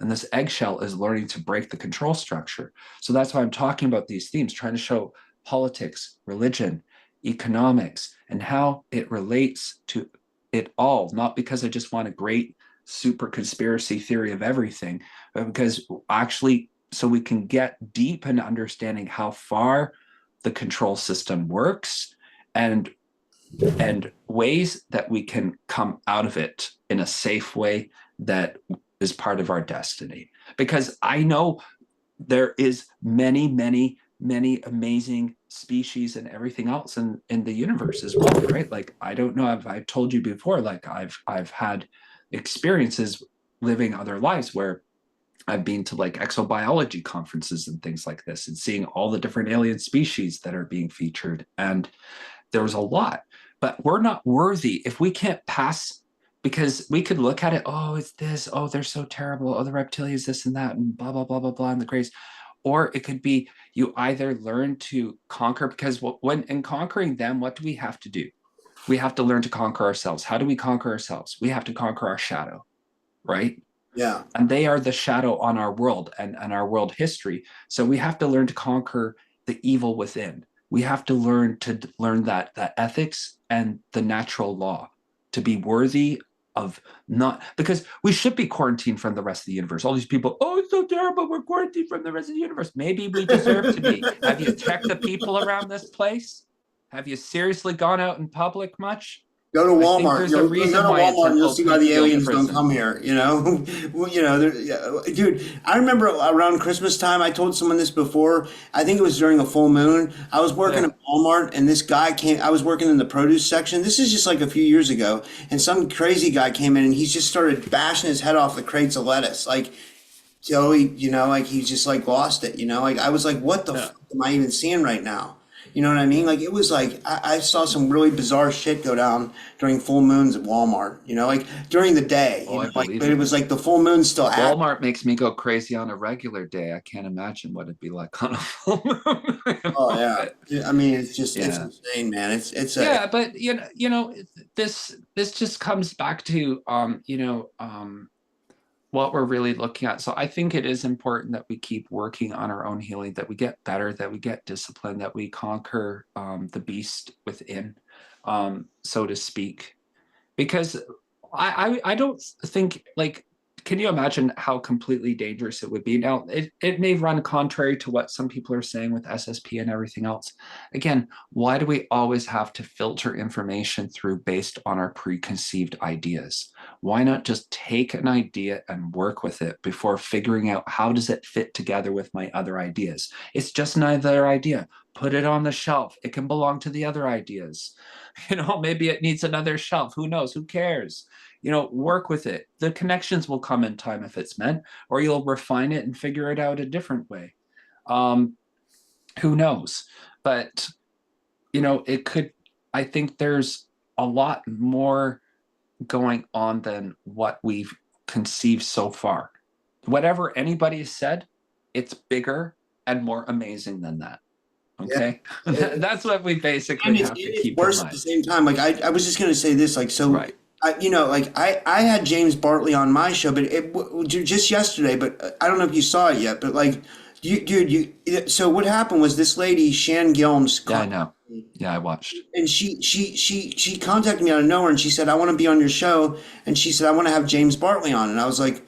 Okay, and she's like, "Can you contact James?" And I was like, "Well, I'm not sure. I don't know." I said, "Can you contact him and see how he feels about it?" And then because Yeah. I've done shows with James, but Yeah, again, people, need to be more appreciative of a protocol because, there's just a certain way some of these things are done. But sure, I get it. but so she got Yeah. a hold of him, and we ended up doing the show yesterday. And she has some amazing reptilian experiences. Yeah, she does. I've they're really talked to her horrific. briefly before. Yeah, she's got a lot, and James is the person you want on. She knows her stuff. Like if anybody's going to be able to know if it's an authentic experience in that, it's him. I mean, he's probably one of the top foremost experts on it worldwide, right? I mean, Yeah, there's he very really few is. people you would say know more than James Bartley on reptilians. And Yeah, so he's a really important person considering this is the control system. This is this predatorship that we are working with and yeah, against. And so before we get another reset or something else, we need to break out of this fucking shell. We yeah, need to break out of this limitation still on our consciousness that it's just about this, it's just about that.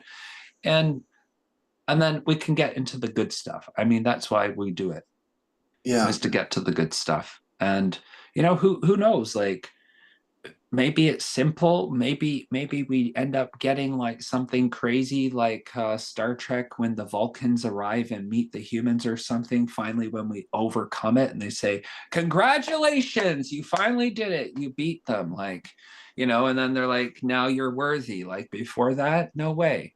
You people would have been opening up a fucking Pizza Hut on in fucking some beautiful part of the universe. I can't. We can't stand for this. You know, be having like Chevron stations wind up on asteroids or something. Like we're not dealing with that. It's fucking tacky. The universe doesn't want it. You people are psychos. Get your shit together. Start disciplining your children. Be good parents. Like that's a thing, right? Like we've Dude, Dan, lost that's our. hilarious, man. That's exactly how humanity acts too. You know what I mean? They would open gas stations on the moon, on the asteroid. It would. It'd be ghastly. It would look like North America. You know, it would just be like, oh, this beautiful natural landscape just destroyed with all these corporate logos and shitty housing. Just so big hydro lines everywhere. It's so disgusting compared to how other places in the world take care of their spaces. But not that I think North America is terrible, just how we treat the land and how we develop it here is Yeah. nasty. But yeah, you know, so we got to do that. That means we got to man up. That means we got to stop thinking that big daddy government is the religion that's going to save everything. Like we're praying to some Greek god called economy and this other Greek god called media and this other Greek god called the president, you know, like which is Zeus or whatever. Like it's all still the same garbage. And that's why we're not really we're part of the time trap is we think we're working in linear time. It's just repeating the same symbols and themes regardless of changing around the costumes a little bit here and there. Okay, we'll do it as a steampunk theme. Okay, we'll do it this way. Okay, we'll do it that way, but it's the same thing, right? So we need to get out of this attachment to this world as well and understand it. I mean, I'm open-minded on it. I don't want to be myopic and saying it's hell, but you know, I don't think you're supposed to fall in love with this place either at the same I gotta time. crack up. Third Eye Tribe says they'd open up a Dollar General for sure. Yeah, Dude, what is with this and all these dollar stores it's the around here? biggest. It's In the Pittsburgh, biggest there's like in my town, there's dollar like 50 dollar dollar stores. general Jupiter. It's the biggest dollar general in the solar system. What is with Or this, whatever. dude? Is it the same way in your town? There's like Dollar General, Dollar Well, Tree, but they're everywhere. those aren't just little companies though. Those are big stock market companies. They're worth a lot of money because guess what? It's a very simple sign. You know you know where those prices are similar is in the third world. We need to have third world prices in the first world because we're living in third world conditions now and people can't afford basic goods. Oh yeah, You have trust to me. go to a I place like shop at the Dollar dollar Tree and store. that because it's 3, 5 times cheaper than the regular store. Oh, So if you spend I go to $30 there, you're saving yourself 60, $100 going to another store and buying the same things, right? I'm guilty of it. I go myself, but it's just like what I was saying is they're just popping up everywhere. Like they're like it's like you can't go 2 miles down the road without seeing another one, or another Yeah. variation of one. Well, they're just eating up the retail sector of the economy. They know even Walmart's too bougie for people nowadays. We got it. It's like, no, we can't afford Walmart. We're not that fancy. We'll just get our stuff at Dollar Tree. You know, we just I've lived it, you know, living back here. When I came back years ago to Canada, I was shocked at how I had to shop at like the dollar store in order to get by because if I didn't buy some of my basic staples and things like that there, cleaning goods and other things, it cost me a fortune. So, yeah. But anyway, you know, that we got good things coming. We got to I think we do have to look at it in that way, meaning there isn't going to be coming a savior. There's no big savior coming to help us. Sorry to say, you Yeah, know, because what good would it do us anyway? yeah. It wouldn't. Because then nobody would learn anything, And I think They would not only learn anything, but that savior could easily be somebody who would just pretend to be the great new guy and then just become a new tyrant, you yeah. know? Like, I don't know if you ever watched that Gene Roddenberry series, Earth Final Conflict, but it was weird. They end up having contact with like basically these two great aliens contact them there and they go and they exchange all this technology with Earth. So they can use like portals. So people don't use airplanes anymore. They're taking portals from like LA to New York and everything. And they're giving them all this advanced like med bed type tech and everything. And everybody's like, oh, it's such a great alliance, blah, blah, blah. But you know, there's the resistance, and they're like, no way, these people, they're really they're fucked, and humans are crazy for having alliance with them. Anyway, it ends up being really interesting because one is it's sort of like the Enki Enlil thing. They know what they're doing. It's Gene Roddenberry, but the one sort of seems good, and the other one's super evil, and the sort of good one is sort of helping the humans sometimes and giving them like a heads up before something really bad happens, or helps the resistance a little bit. But it's interesting because what they end up doing, though, these aliens, is that they don't know it, but they're like cloning people. Every time they're using these portals, they didn't even realize, like, they think just because they walk through a portal, they walk through it, but they actually copied their DNA and cloned them. They have all these people, like, they're copies of things. And there's all these things that you learn out as time goes on in the seasons that of the deeper alien agenda. And they act like, oh, it's perfectly fine at the beginning. So, I think that's why we have to do the deeper work, because we could get fooled by some, we could get marveled by some fancy technology and something clearly is alien, and totally surrender ourselves to these things. And maybe this is just standard routine with these things. I mean, it seems that all of the religions in the first place are built up about these aliens coming and visiting people, calling themselves gods, doing all of this. I mean, people think it's only happened once. I think it's all that this planet has had. Yeah, They just constantly have been new doing this alien over and tyrant over ruled and the over planet. again. Yeah, and a new alien tyrant ruled the planet, whether it was Enki or Marduk or one Or of the whenever, gods. right? I have a feeling that these gods and goddesses have been ruling over us for a long time. They're just not in the scene anymore. They're not making themselves known. But there was a time where No. Inanna, Athena, Ishtar, Hathor, Isis, Yeah. Osiris, Enki, Enlil. I'm using different cultures. Yeah. Yeah. Neptune, Yeah. Yeah. But they all Poseidon. relate to the Like, same ones, though. And yeah, it's shown too, like there's the French structuralist called Georges de Mouisel he talks about that all from India through Iran, through the Middle East, all the way up to Viking territory, that the gods, all those gods are exactly the same gods. And you think, no, it isn't. And he shows the linguistics, how it changes and morphs. He mapped it all out. And sure enough, it is. It's the same ones. yeah. I think So Enki supposedly like Enki's like Enki in Samaria. Greek, he's Poseidon. Persian, he's Ahura Mazda. Rome, he's yeah. Neptune. I'm not sure about this. This Now is it is, and it isn't, right? Like we could say, oh, it's the same as, but it's just understanding the derivations. It's complicated stuff. It's like trying to follow royal lineages, right? It's yeah. extremely, and genealogies. It's really complicated, but um, it is where we have to look at it, because we need to advance ourselves enough, right? Where we're mature, where we take responsibility for ourselves, because in the greater natural law is what? It is understanding doing no harm. It is understanding ethics of the highest degree. You can't be, Earthlings would be like a terrible American or British tourists visiting foreign countries if they went out into the universe. You know what I mean? Like, what do you mean I can't get that here? I want this. Like it'd be terrible. They'd be the worst tourists. Earthlings the way they are. Like, we need people who are going to be refined. You're going to know how to interact, and so a very advanced form of ethics is absolute essential to the communication and greater transactions that occur in the universe, right? I agree. I agree. So that's and we need to develop. That means we can always be working on developing that ourselves, because human beings are extremely difficult to get along with. I Yeah, don't they think are. it's easy, to be honest.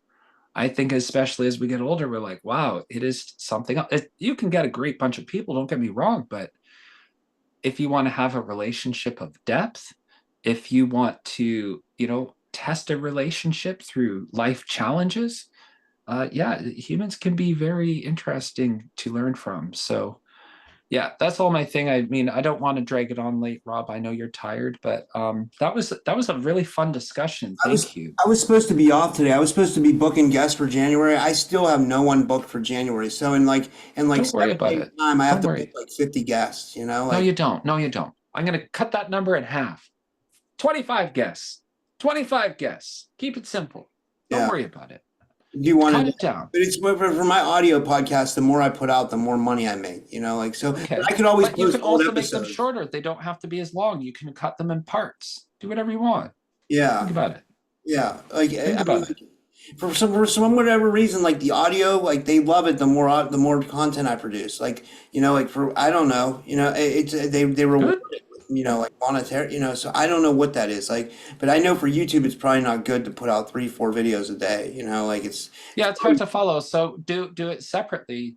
But when you do the audio ones, what I would recommend more is specifically with audio. Like today's was very heavy visually, right? So that would be hard to translate to an audio episode unless you did slides that went along with it and everything else. Like you'd have to do screenshots that sort of went along and showed some of it. But you could also do it with the audio where you're really focusing on an audio experience. So people also with the music background or people who have great music like Tommy and playing some of it, to do commercial breaks or whatever for yourself while you're doing a podcast during whatever, so you can go and halfway through and be like, okay, and I'm going to do this right now. And, you have your audio, you play your music playlist or whatever, and give to play it up and make it interesting is my point Yeah, on speaking an of, I audio wanted to level. plug one thing. Like there was so this morning at like 9 a.m. my time, I did a episode with Slavka, the natural sentient, and she was Right. I live saw from that. Yeah. Egypt. Like, That was and I was cool. like, man, Yeah. if anybody ever wanted to see the pyramids, she showed them. Like I think Yeah. it didn't get a lot of views. That's why I said maybe people Well, it need was, to watch that. again, it's like I said, scheduling, giving people a bit of advance notice, that kind of thing makes a big difference. So what I do is do it, make it, people didn't see it, don't worry. Live doesn't matter. You got reels, make a highlight reel. That's a really cool thing. Somebody could see, they see that, they're like, wow, that's really cool. Okay. And then they can watch whatever video that's linked to. But I think it's the reels that are going to make a big difference for replaying the best of your content, making it easy for people who are new to the channel.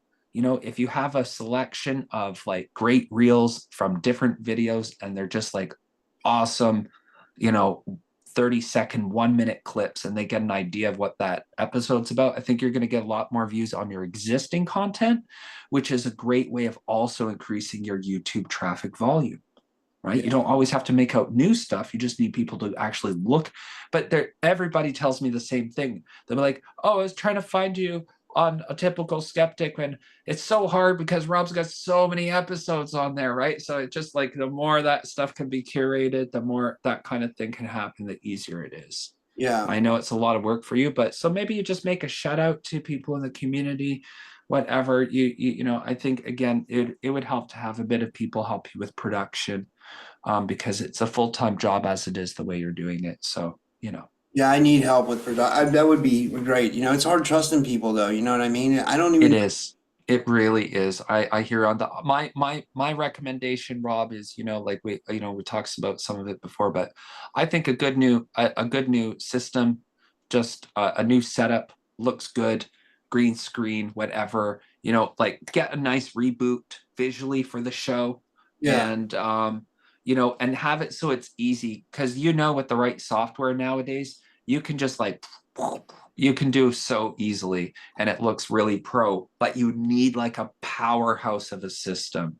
That's why I think something like just an iMac with a big fucking ass 4K monitor built into it and M4 processor works well.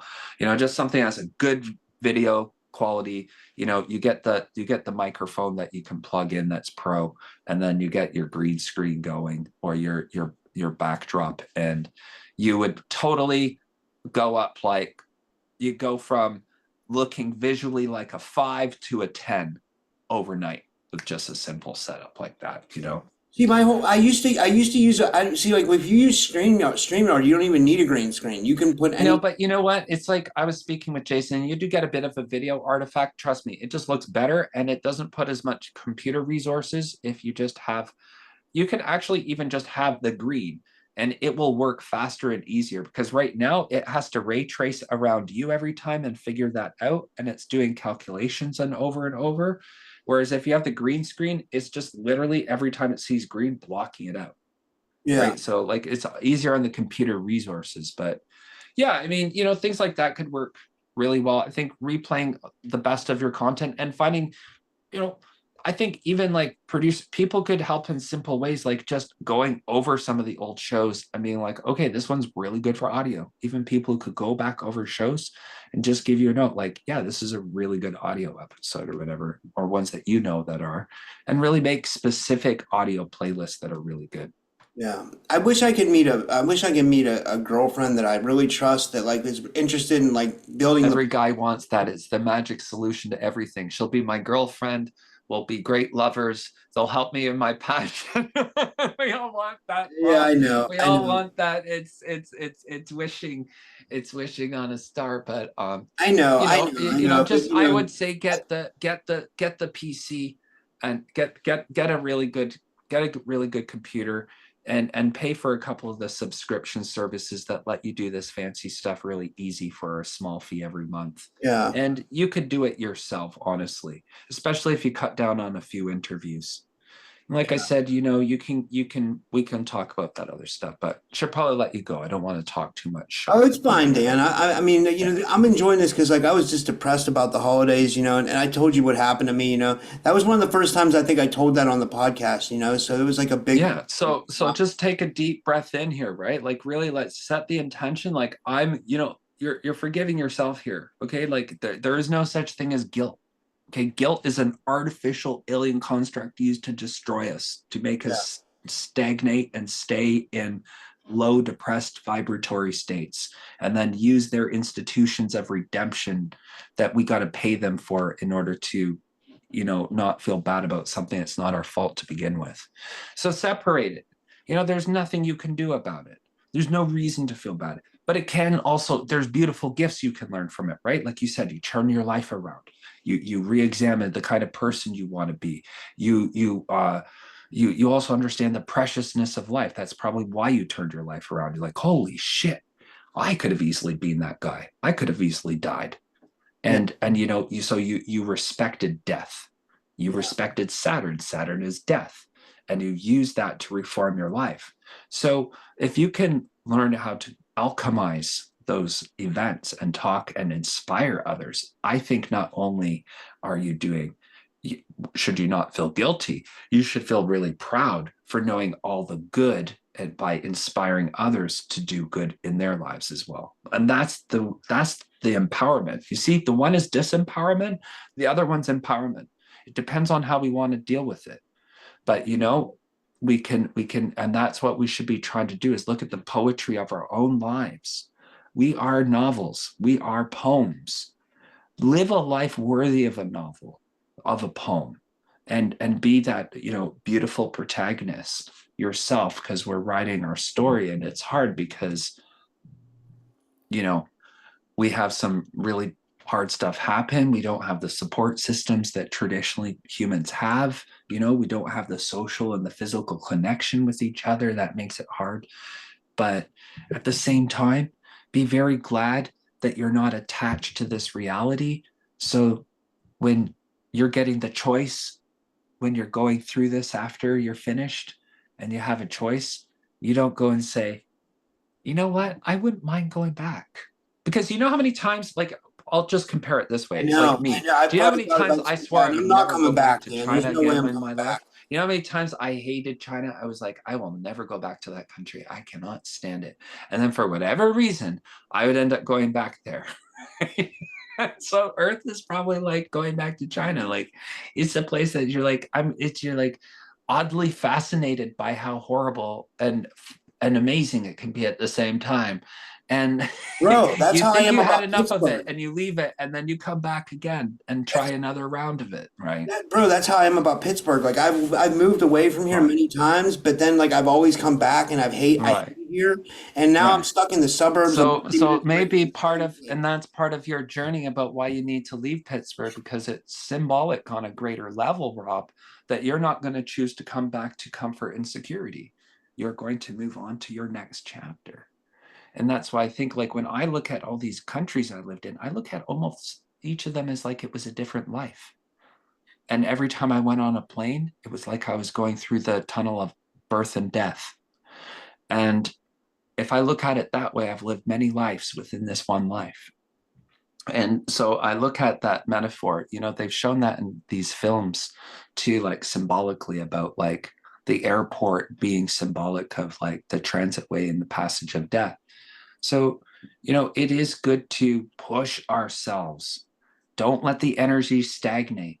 When you stagnate, your energy does. That's when we get depressed, right? Like think about it with depression. You're literally just keeping your energy in the same box all day long. You need to get out there. Sometimes that's why getting out for a walk makes a difference, because you literally just need your energy to stop bouncing off the same walls, thinking the same thoughts. You need it to expand.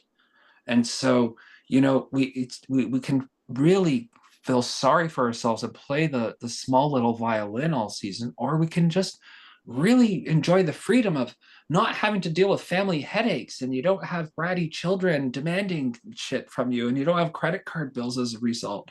And look at me, I just smoked a joint and I'm enjoying the snowflakes or whatever, and it feels good, like learn to alchemize it where you can appreciate every situation. And I think you will magically attract people who are like, wow, that guy's like magical. I want to be around him. He can alchemize any situation, and that's sort of like our job. So, just do that. Like get 90s, man. We don't need a lot of money. You just need to be like, hey, what you doing? Nothing. Come over here and hang out. Let's hang out. What are we gonna Yeah, do? that's how it used We'll to be, listen to right? CDs. Yeah, Yeah. CDs. I got like half a gram of hash. We'll listen to CDs, man. It'll be a night. Like you don't need a lot of That was stuff. the day. That's the 90s. That's what people. That was a And weekend in you the called your 90s, friends on a rotary phone, and if you got a girl's number, it was on a piece of paper. There was no cell phones. I remember. It I would, remember I'd get so excited every time I got a girl's number, and I'd come home and I'd like wait to call. Sometimes you had to wait to call, and there was like yeah, guidelines on what to do. Like, but then I yeah. would still a lot of times I would just call because I'd be so excited. But then there was a cord, and then there was like the cordless phones. You remember that? Dude, that was crazy. That was crazy to see But one of what those. I mean is just the point is just simple connections. It's hard. Yeah. We've made it very formal, even between good friends. Oh, well, I can see you next month. Like you're scheduling things like 6 months down the road with people. It's just like, when I lived, even if you do like, I used to do a lot of potlucks in my university town. And I just call people up, be like, what are you doing? Nothing. Have you had dinner yet? No, come over for dinner. And I just like, everybody has time to eat, you Yeah. know? Like, and it just starts with really simple things like that. But I think we need to do that. We really need to learn how to use these hard times economically to come together and do some simple stuff like that. Very critical. Yeah. Instead of worrying about all of the fancy stuff or what tropical island you're going to be on this Christmas in your Instagram reel. Like just That's hilarious, focus. dude. That's hilarious. Yeah, like people want to be very competitive, and I think I don't know about you, but I feel really bad when I see people. I know what it's like sometimes to be in a situation where you're not with your family or whatever, and it's holidays and you feel alone and you're maybe down on your luck or something like that. It's horrible. So, you know, we can be our own Christmas miracles to other people. We can just do random acts of, if we can remember random acts of kindness that we can give to people in different ways. It doesn't have to be total strangers, but even if you're just like truly being pleasant going through the grocery store, you know how much good karma I get from the grocery store nowadays? I do tons of stuff. I'm always like, making people feel nice and comfortable and, helping the old people or whatever. It's a nice interaction. I can do it and I can be like, I need to get out of here. Like I'm in some Mario Brothers video game and I'm going to die if I don't finish the level in so many seconds. Or I can chill out and maybe have some nice interactions with people and, you know, chit chat with the cashiers. That's why I like living in a small town. And I can make it a very pleasant situation. I use the supermarket as a barometer of seeing where I'm at right with myself that day. And if I realize I'm really irritable, I'm like, okay, it's not me.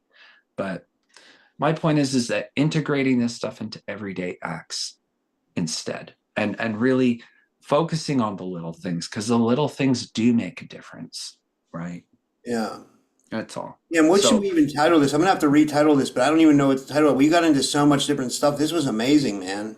yeah, well, we could say this and a whole lot more. Just conspiracy and a whole lot more like a But you know, conspiracy I etymology. understand the holidays. Holidays, it's very depressing, you know, because it's very family centric. All these things for people. If you're not in a family, if you're not in the big consumer lifestyle, that it can feel, you can feel very disenfranchised from it. But you know, do what, you know, watch Trading Places. You know, That's have a you, you great know, movie, dude. That's a great movie.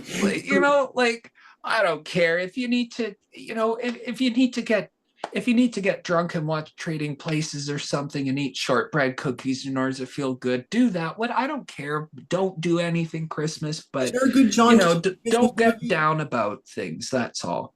Is Because there, I is know it's hard. there a good John Candy Christmas movie? He's a Canadian, right? Oh yeah, there's John Candy.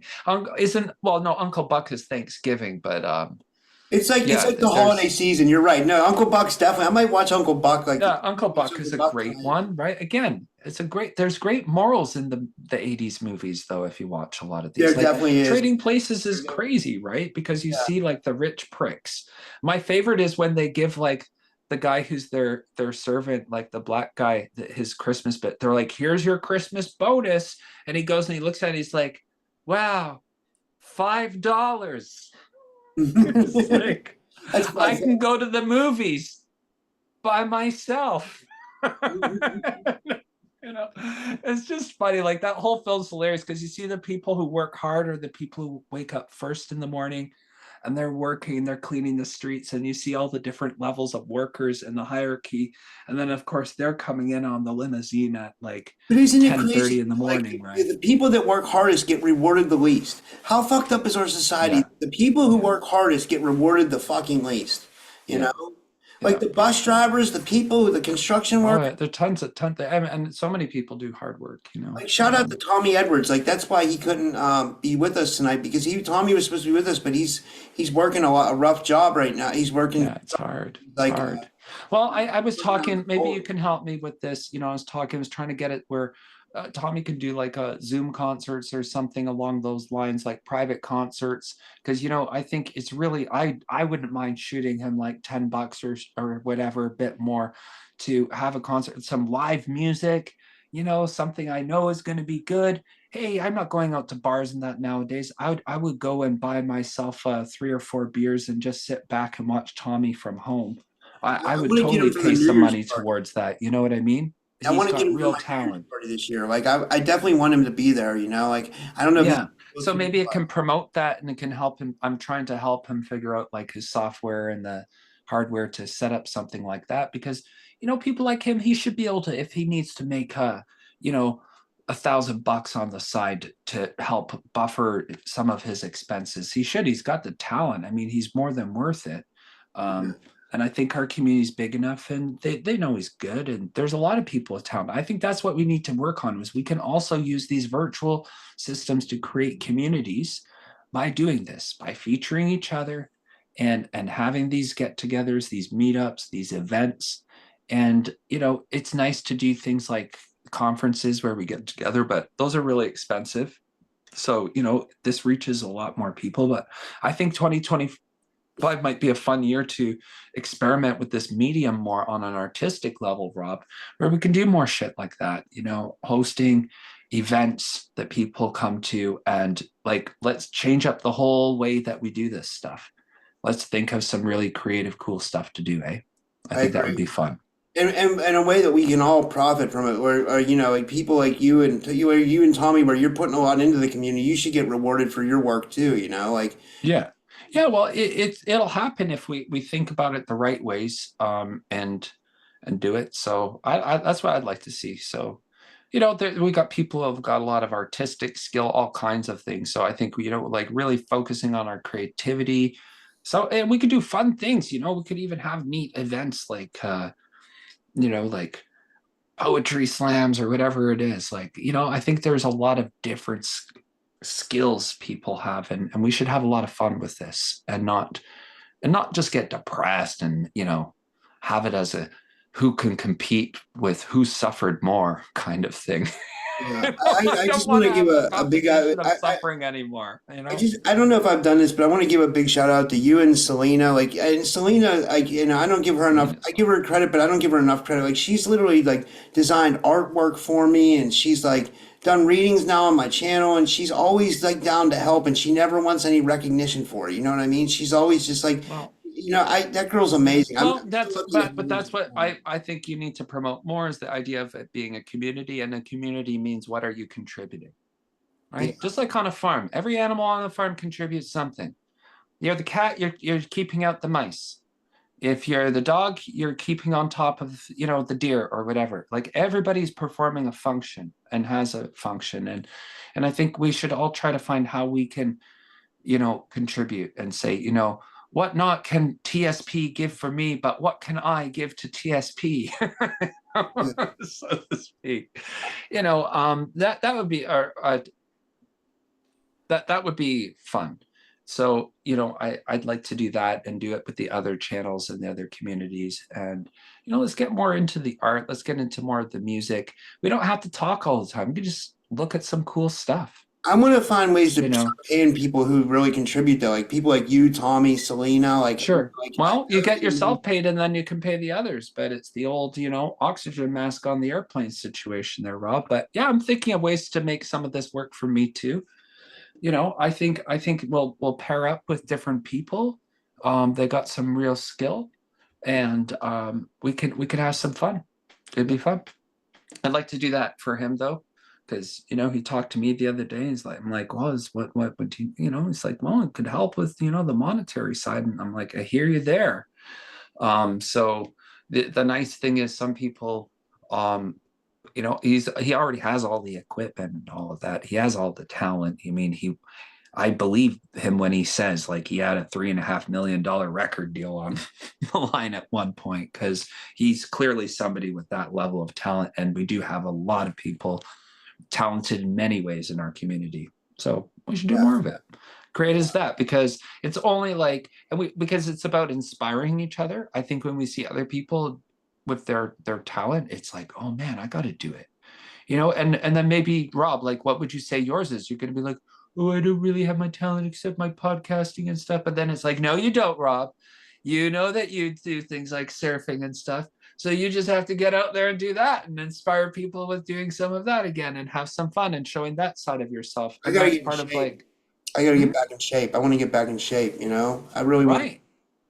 But I'm So, fighting depression. Like I can't. Like I don't. well, you got to move the body. It's a good way to deal with it. So you can't be podcasting as much too if you're going to do that, you Yeah, know? yeah. That's Um, the point. and there's and find things that there's stuff to go outside and do, and like I got to do more with my tai chi, but I've found that's amazing how difficult that can be, and I Ooh, love it because I can do it from anywhere. But dude. One really thing I want to difficult, start honestly. doing I worked out for years. I'll tell you, tai chi is way harder. is It it? is hard on a totally different level. Is it really? Oh yeah. Oh yeah, you think it's just like no, no, no, no, no, no. It is the most complicated thing. It is totally about like neuroplasticity in your brain, rewiring your head, rewiring your relationship to space time. It's weird. Like it's like you got to keep you're working against the way your body naturally moves all the time, and you have to keep these weird complicated rules going through each of the movements. You can study it for decades and still not master it. That's how complicated it is. It's simple yet complicated, very Taoist. I love it though, because energetically when I do it, I loved the endorphins from a regular workout, don't get me wrong, but the energetically when I can do it with the Tai Chi,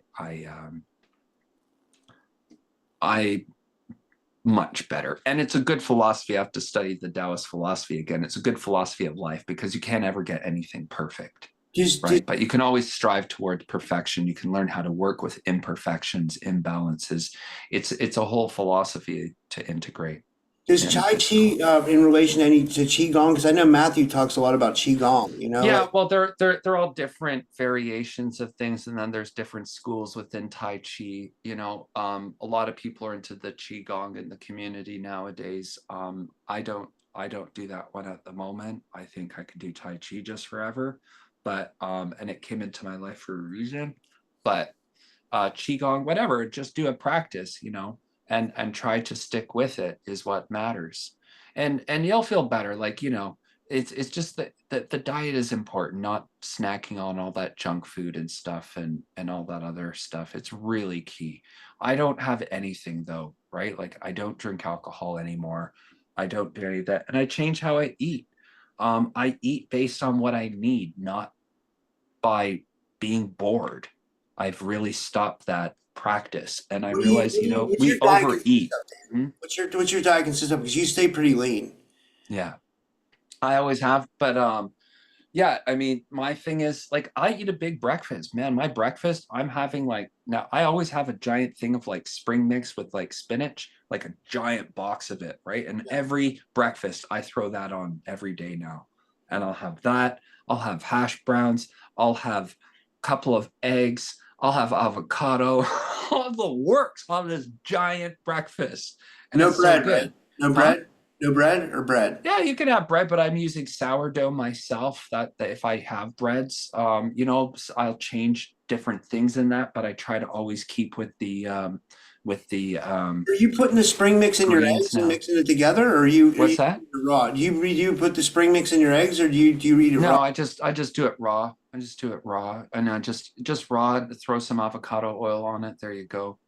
Yeah. um, Whatever. But I big breakfast, a light lunch, simple light lunch, and maybe a big meal again for dinner. That's it. A modest meal, like not one of these like, oh, I got 700 grams of carbs for my dinner, fucking pasta. That's not what I'm talking about, What's a modest meal? Like what do you having? Like a chicken breast, some vegetables, and a potato Yeah, or something? my honestly, my big thing is like constantly just something like some chicken, and even I don't even do a whole chicken breast at times. If it's a really big one, I'm like, no, it's really okay because honestly, you can't digest more than like a fist worth of meat at a time anyway. Like, there's only so much that you can digest of this food, and the rest is just going to waste, and you're putting a lot of stress on your body's internal organs and stuff. So you got to Like start thinking about your body from the inside out as you get older instead of worrying what it looks from the outside in. And I just I just adjust it where I'm like, okay, like, do I really need to eat though? Like, if I get super, super hungry, okay, fine. I'm like, all right, I'll have a piece of bread with some peanut butter or like natural peanut butter or honey and something on it. Like, I don't even have cookies in that now. I'll just have sourdough bread and I'll just put butter and honey on it and like some raw honey. I'm like, there you go. There's your sweet, man. You're not paying for things at the expensive bakery. Because if I buy the bakery stuff, it's like $14 for some of those things. I'll eat it in 3 days. I yeah. can have a loaf of bread with my honey, and it's like the honey is expensive, but I use it for my tea. This, and that. You know what I mean? Like, the point is, I think about it differently, and I change it all the time. But I try to just keep with whole foods. I cook everything I eat. I don't eat anything processed beyond a hash brown. And that's the main thing, is not eating prepared foods. Don't eat frozen prepared foods. Like, I'll have frozen vegetables, sure. I throw that in. I'm a bachelor, right? I want to eat simple. So Yeah. I may have a bunch of rice pre-cooked or pasta noodles or something, but most of the time I can just throw in some vegetables, throw in some meat, a bit of whatever, avocado oil, and some, I use a lot of red pepper paste, the Korean red pepper paste. Are you real It tastes tall? great and Are you real everything. tall? Are Hmm? you real tall? I'm just 5'10". Oh, I'm so you're not not like much taller. super tall. I'm like 5'7". I mean, because I'm wondering how many calories you take in as compared to me. Like, so I'm like, Now, I mean, honestly, the thing is, and I mean, there's only so much money you can spend on food nowadays too. But I try to eat like the good food. So, I try to get like the good rice, right? Like, I want good organic rice. I want wherever possible. I want like the superior quality. But I would say it's not about calories, Rob. It's a lot about your macros. So, and people look at it too much, like, oh, it's carbs, it's protein, it's this. You got to think about fibers. The reason why, like I said, those salad greens, really key, because salad greens are full of, you know what? Digestive enzymes. So you don't have to worry about these probiotics and that. You can have things that are helping you digest food, because we actually need a certain amount of our food should be raw. Doesn't mean you have everything raw. People are so extreme, but you should have a certain amount of your diet raw. And that salad mix, it's like $7, but I use it like twice a day. I'm throwing a giant thing of salad mix in my along with my food, and it really helps. And I had a lot of digestive issues, and it helped a lot. I have So pictures of myself. Like it's back in 2018, 2019. I was running 5, 6 miles a day. I was doing like 400 push-ups a day, 400 wow, crunches, like it's crazy. 50. I was just able to do like 50 pull-ups, like because I was Yeah, in but Maine. I was like, you're not going to get and you don't even want like the same degree of the problem with muscle is it turns to fat. When you don't use the muscle, it'll turn to fat, I'm chubby right? now. Like I don't So work out at all. I hardly so work part out. of it is just, yeah, it's okay. But what I would say honestly for leading up, the biggest thing that people need to do though is just be less sedentary. Get off your ass. It means walking. There's a reason why North America is obese, because people drive everywhere. Just start walking everywhere. It's simple. Yeah. Just start walking. Dude, Carry I your was getting in groceries really good back. shape. Like Huh? right before I went to the conference, I had a goal. I had a goal so that I lost like 20, 30 pounds, or no, I think I lost like 20 pounds before the conference, and I looked decent for the conference, and then I got home from the conference and I was like, oh, So what did you do back then? you know what I What mean? did you do to lose it though back then? What'd you do? I got back into running and walking. There you go. I love to run That's and all walk. you need to do again. I do. So it's simple, you know? But like And right if you're now, not good at keeping yourself with running or walking, maybe it's time to invest in a dog. Because the reason you should want a dog is because you want an excuse to go out and walk all the time and run. People who want dogs and don't want to go on walks, I don't think understand what dogs are about, because that's what you should want to do. And that's why I say, it's something to actually look at, because dog depends on you regardless of the weather. It's like, man, I need to get out. And you're a dick if you just walk it down 20 feet along the road and tell it to come back, unless it's like a blizzard. You really gotta,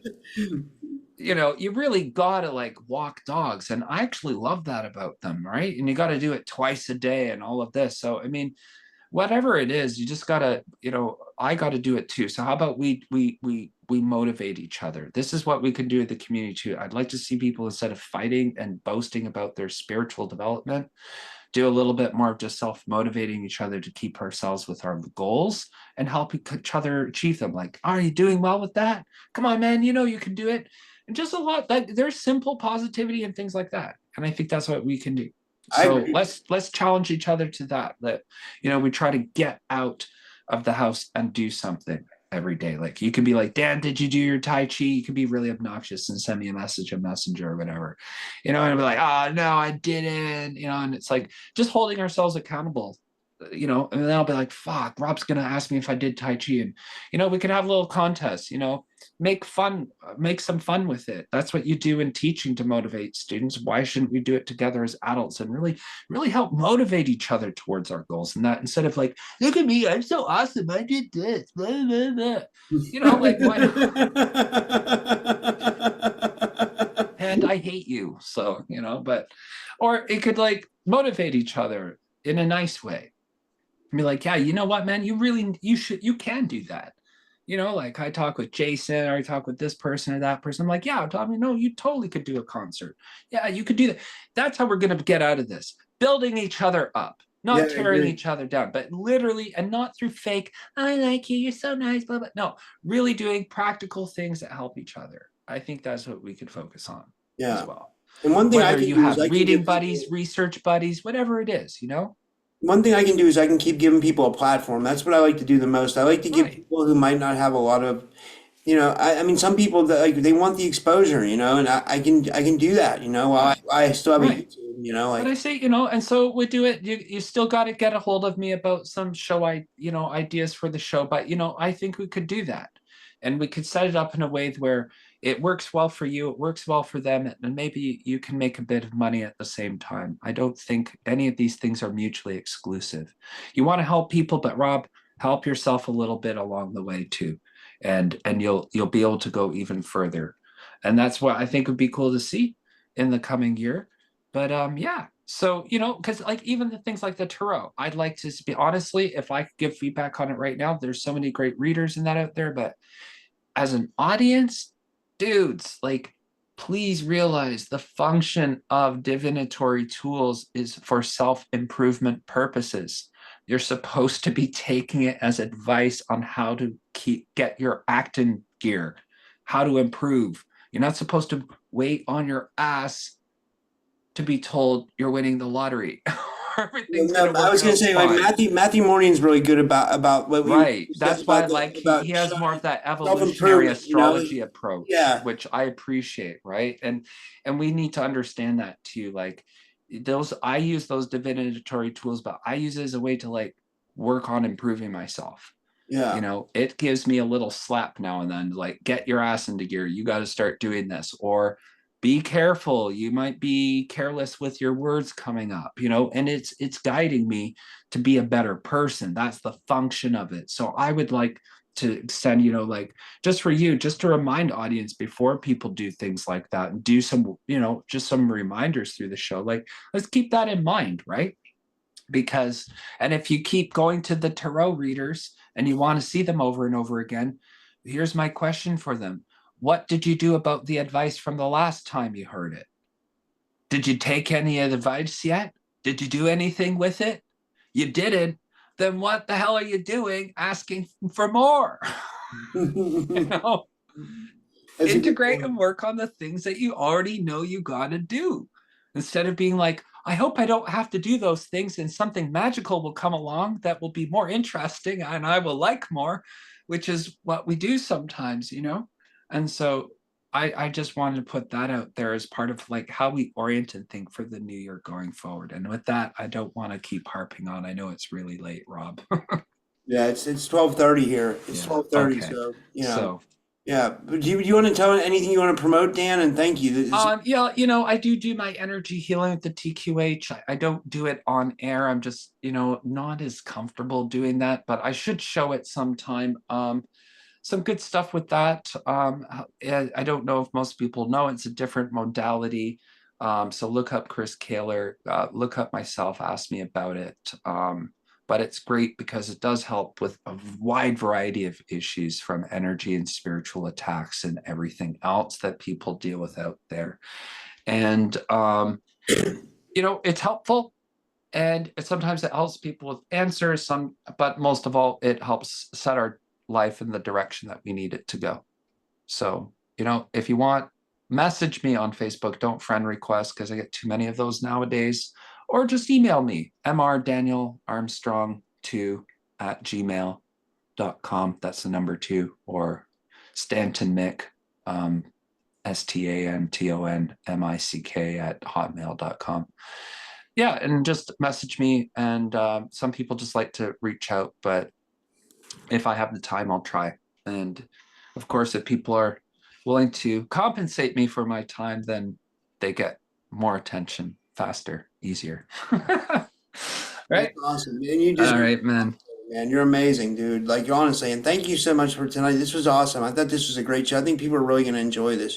Thank you. I hope it. I think it's fun. It's a fun time of year. Hopefully, there's some good things that interested people with that. But again, I'm going to just plug Pierre shortly because we do talk about it. But sorry, but there's the book Holographic Culture by Pierre Sabak. I know he's got a new book that just came out. Is I he? told somebody about it. Yeah, Angelic Invasion. So I got to get on that. So please, really, it's just an amazing book with all the diagrams, and I can't even, if people understood the value of this book, for a small bit of money. And I think if you get like 2 books at once, you pay the same price with the Royal Mail because the delivery charge. So you might as well, get that. So that's what I'm looking forward I'm gonna to in work the on new getting year. him I'm going to on for read a next new month. Pierre Then. Sabak book, huh? I'm gonna work on getting him for on. I'm gonna try again to try to get him on next month. I mean, like Sure. Well, I'm sure he's a political activist. He's got a family and other things, so I know it's hard. But yeah, um, do it if you want. You know who I am. I would love to do something with someone like him one time. But and if not, don't worry. But yeah, I would recommend getting his new book though. There, Rob. I don't know if you read Holographic Culture at all. It's hard to go through, but again, I highly recommend that to people because I mean the glossary alone is 100 pages. There's a whole language that you learn with this, but it's I think by far nothing comes close to what he wrote in here. So Yeah.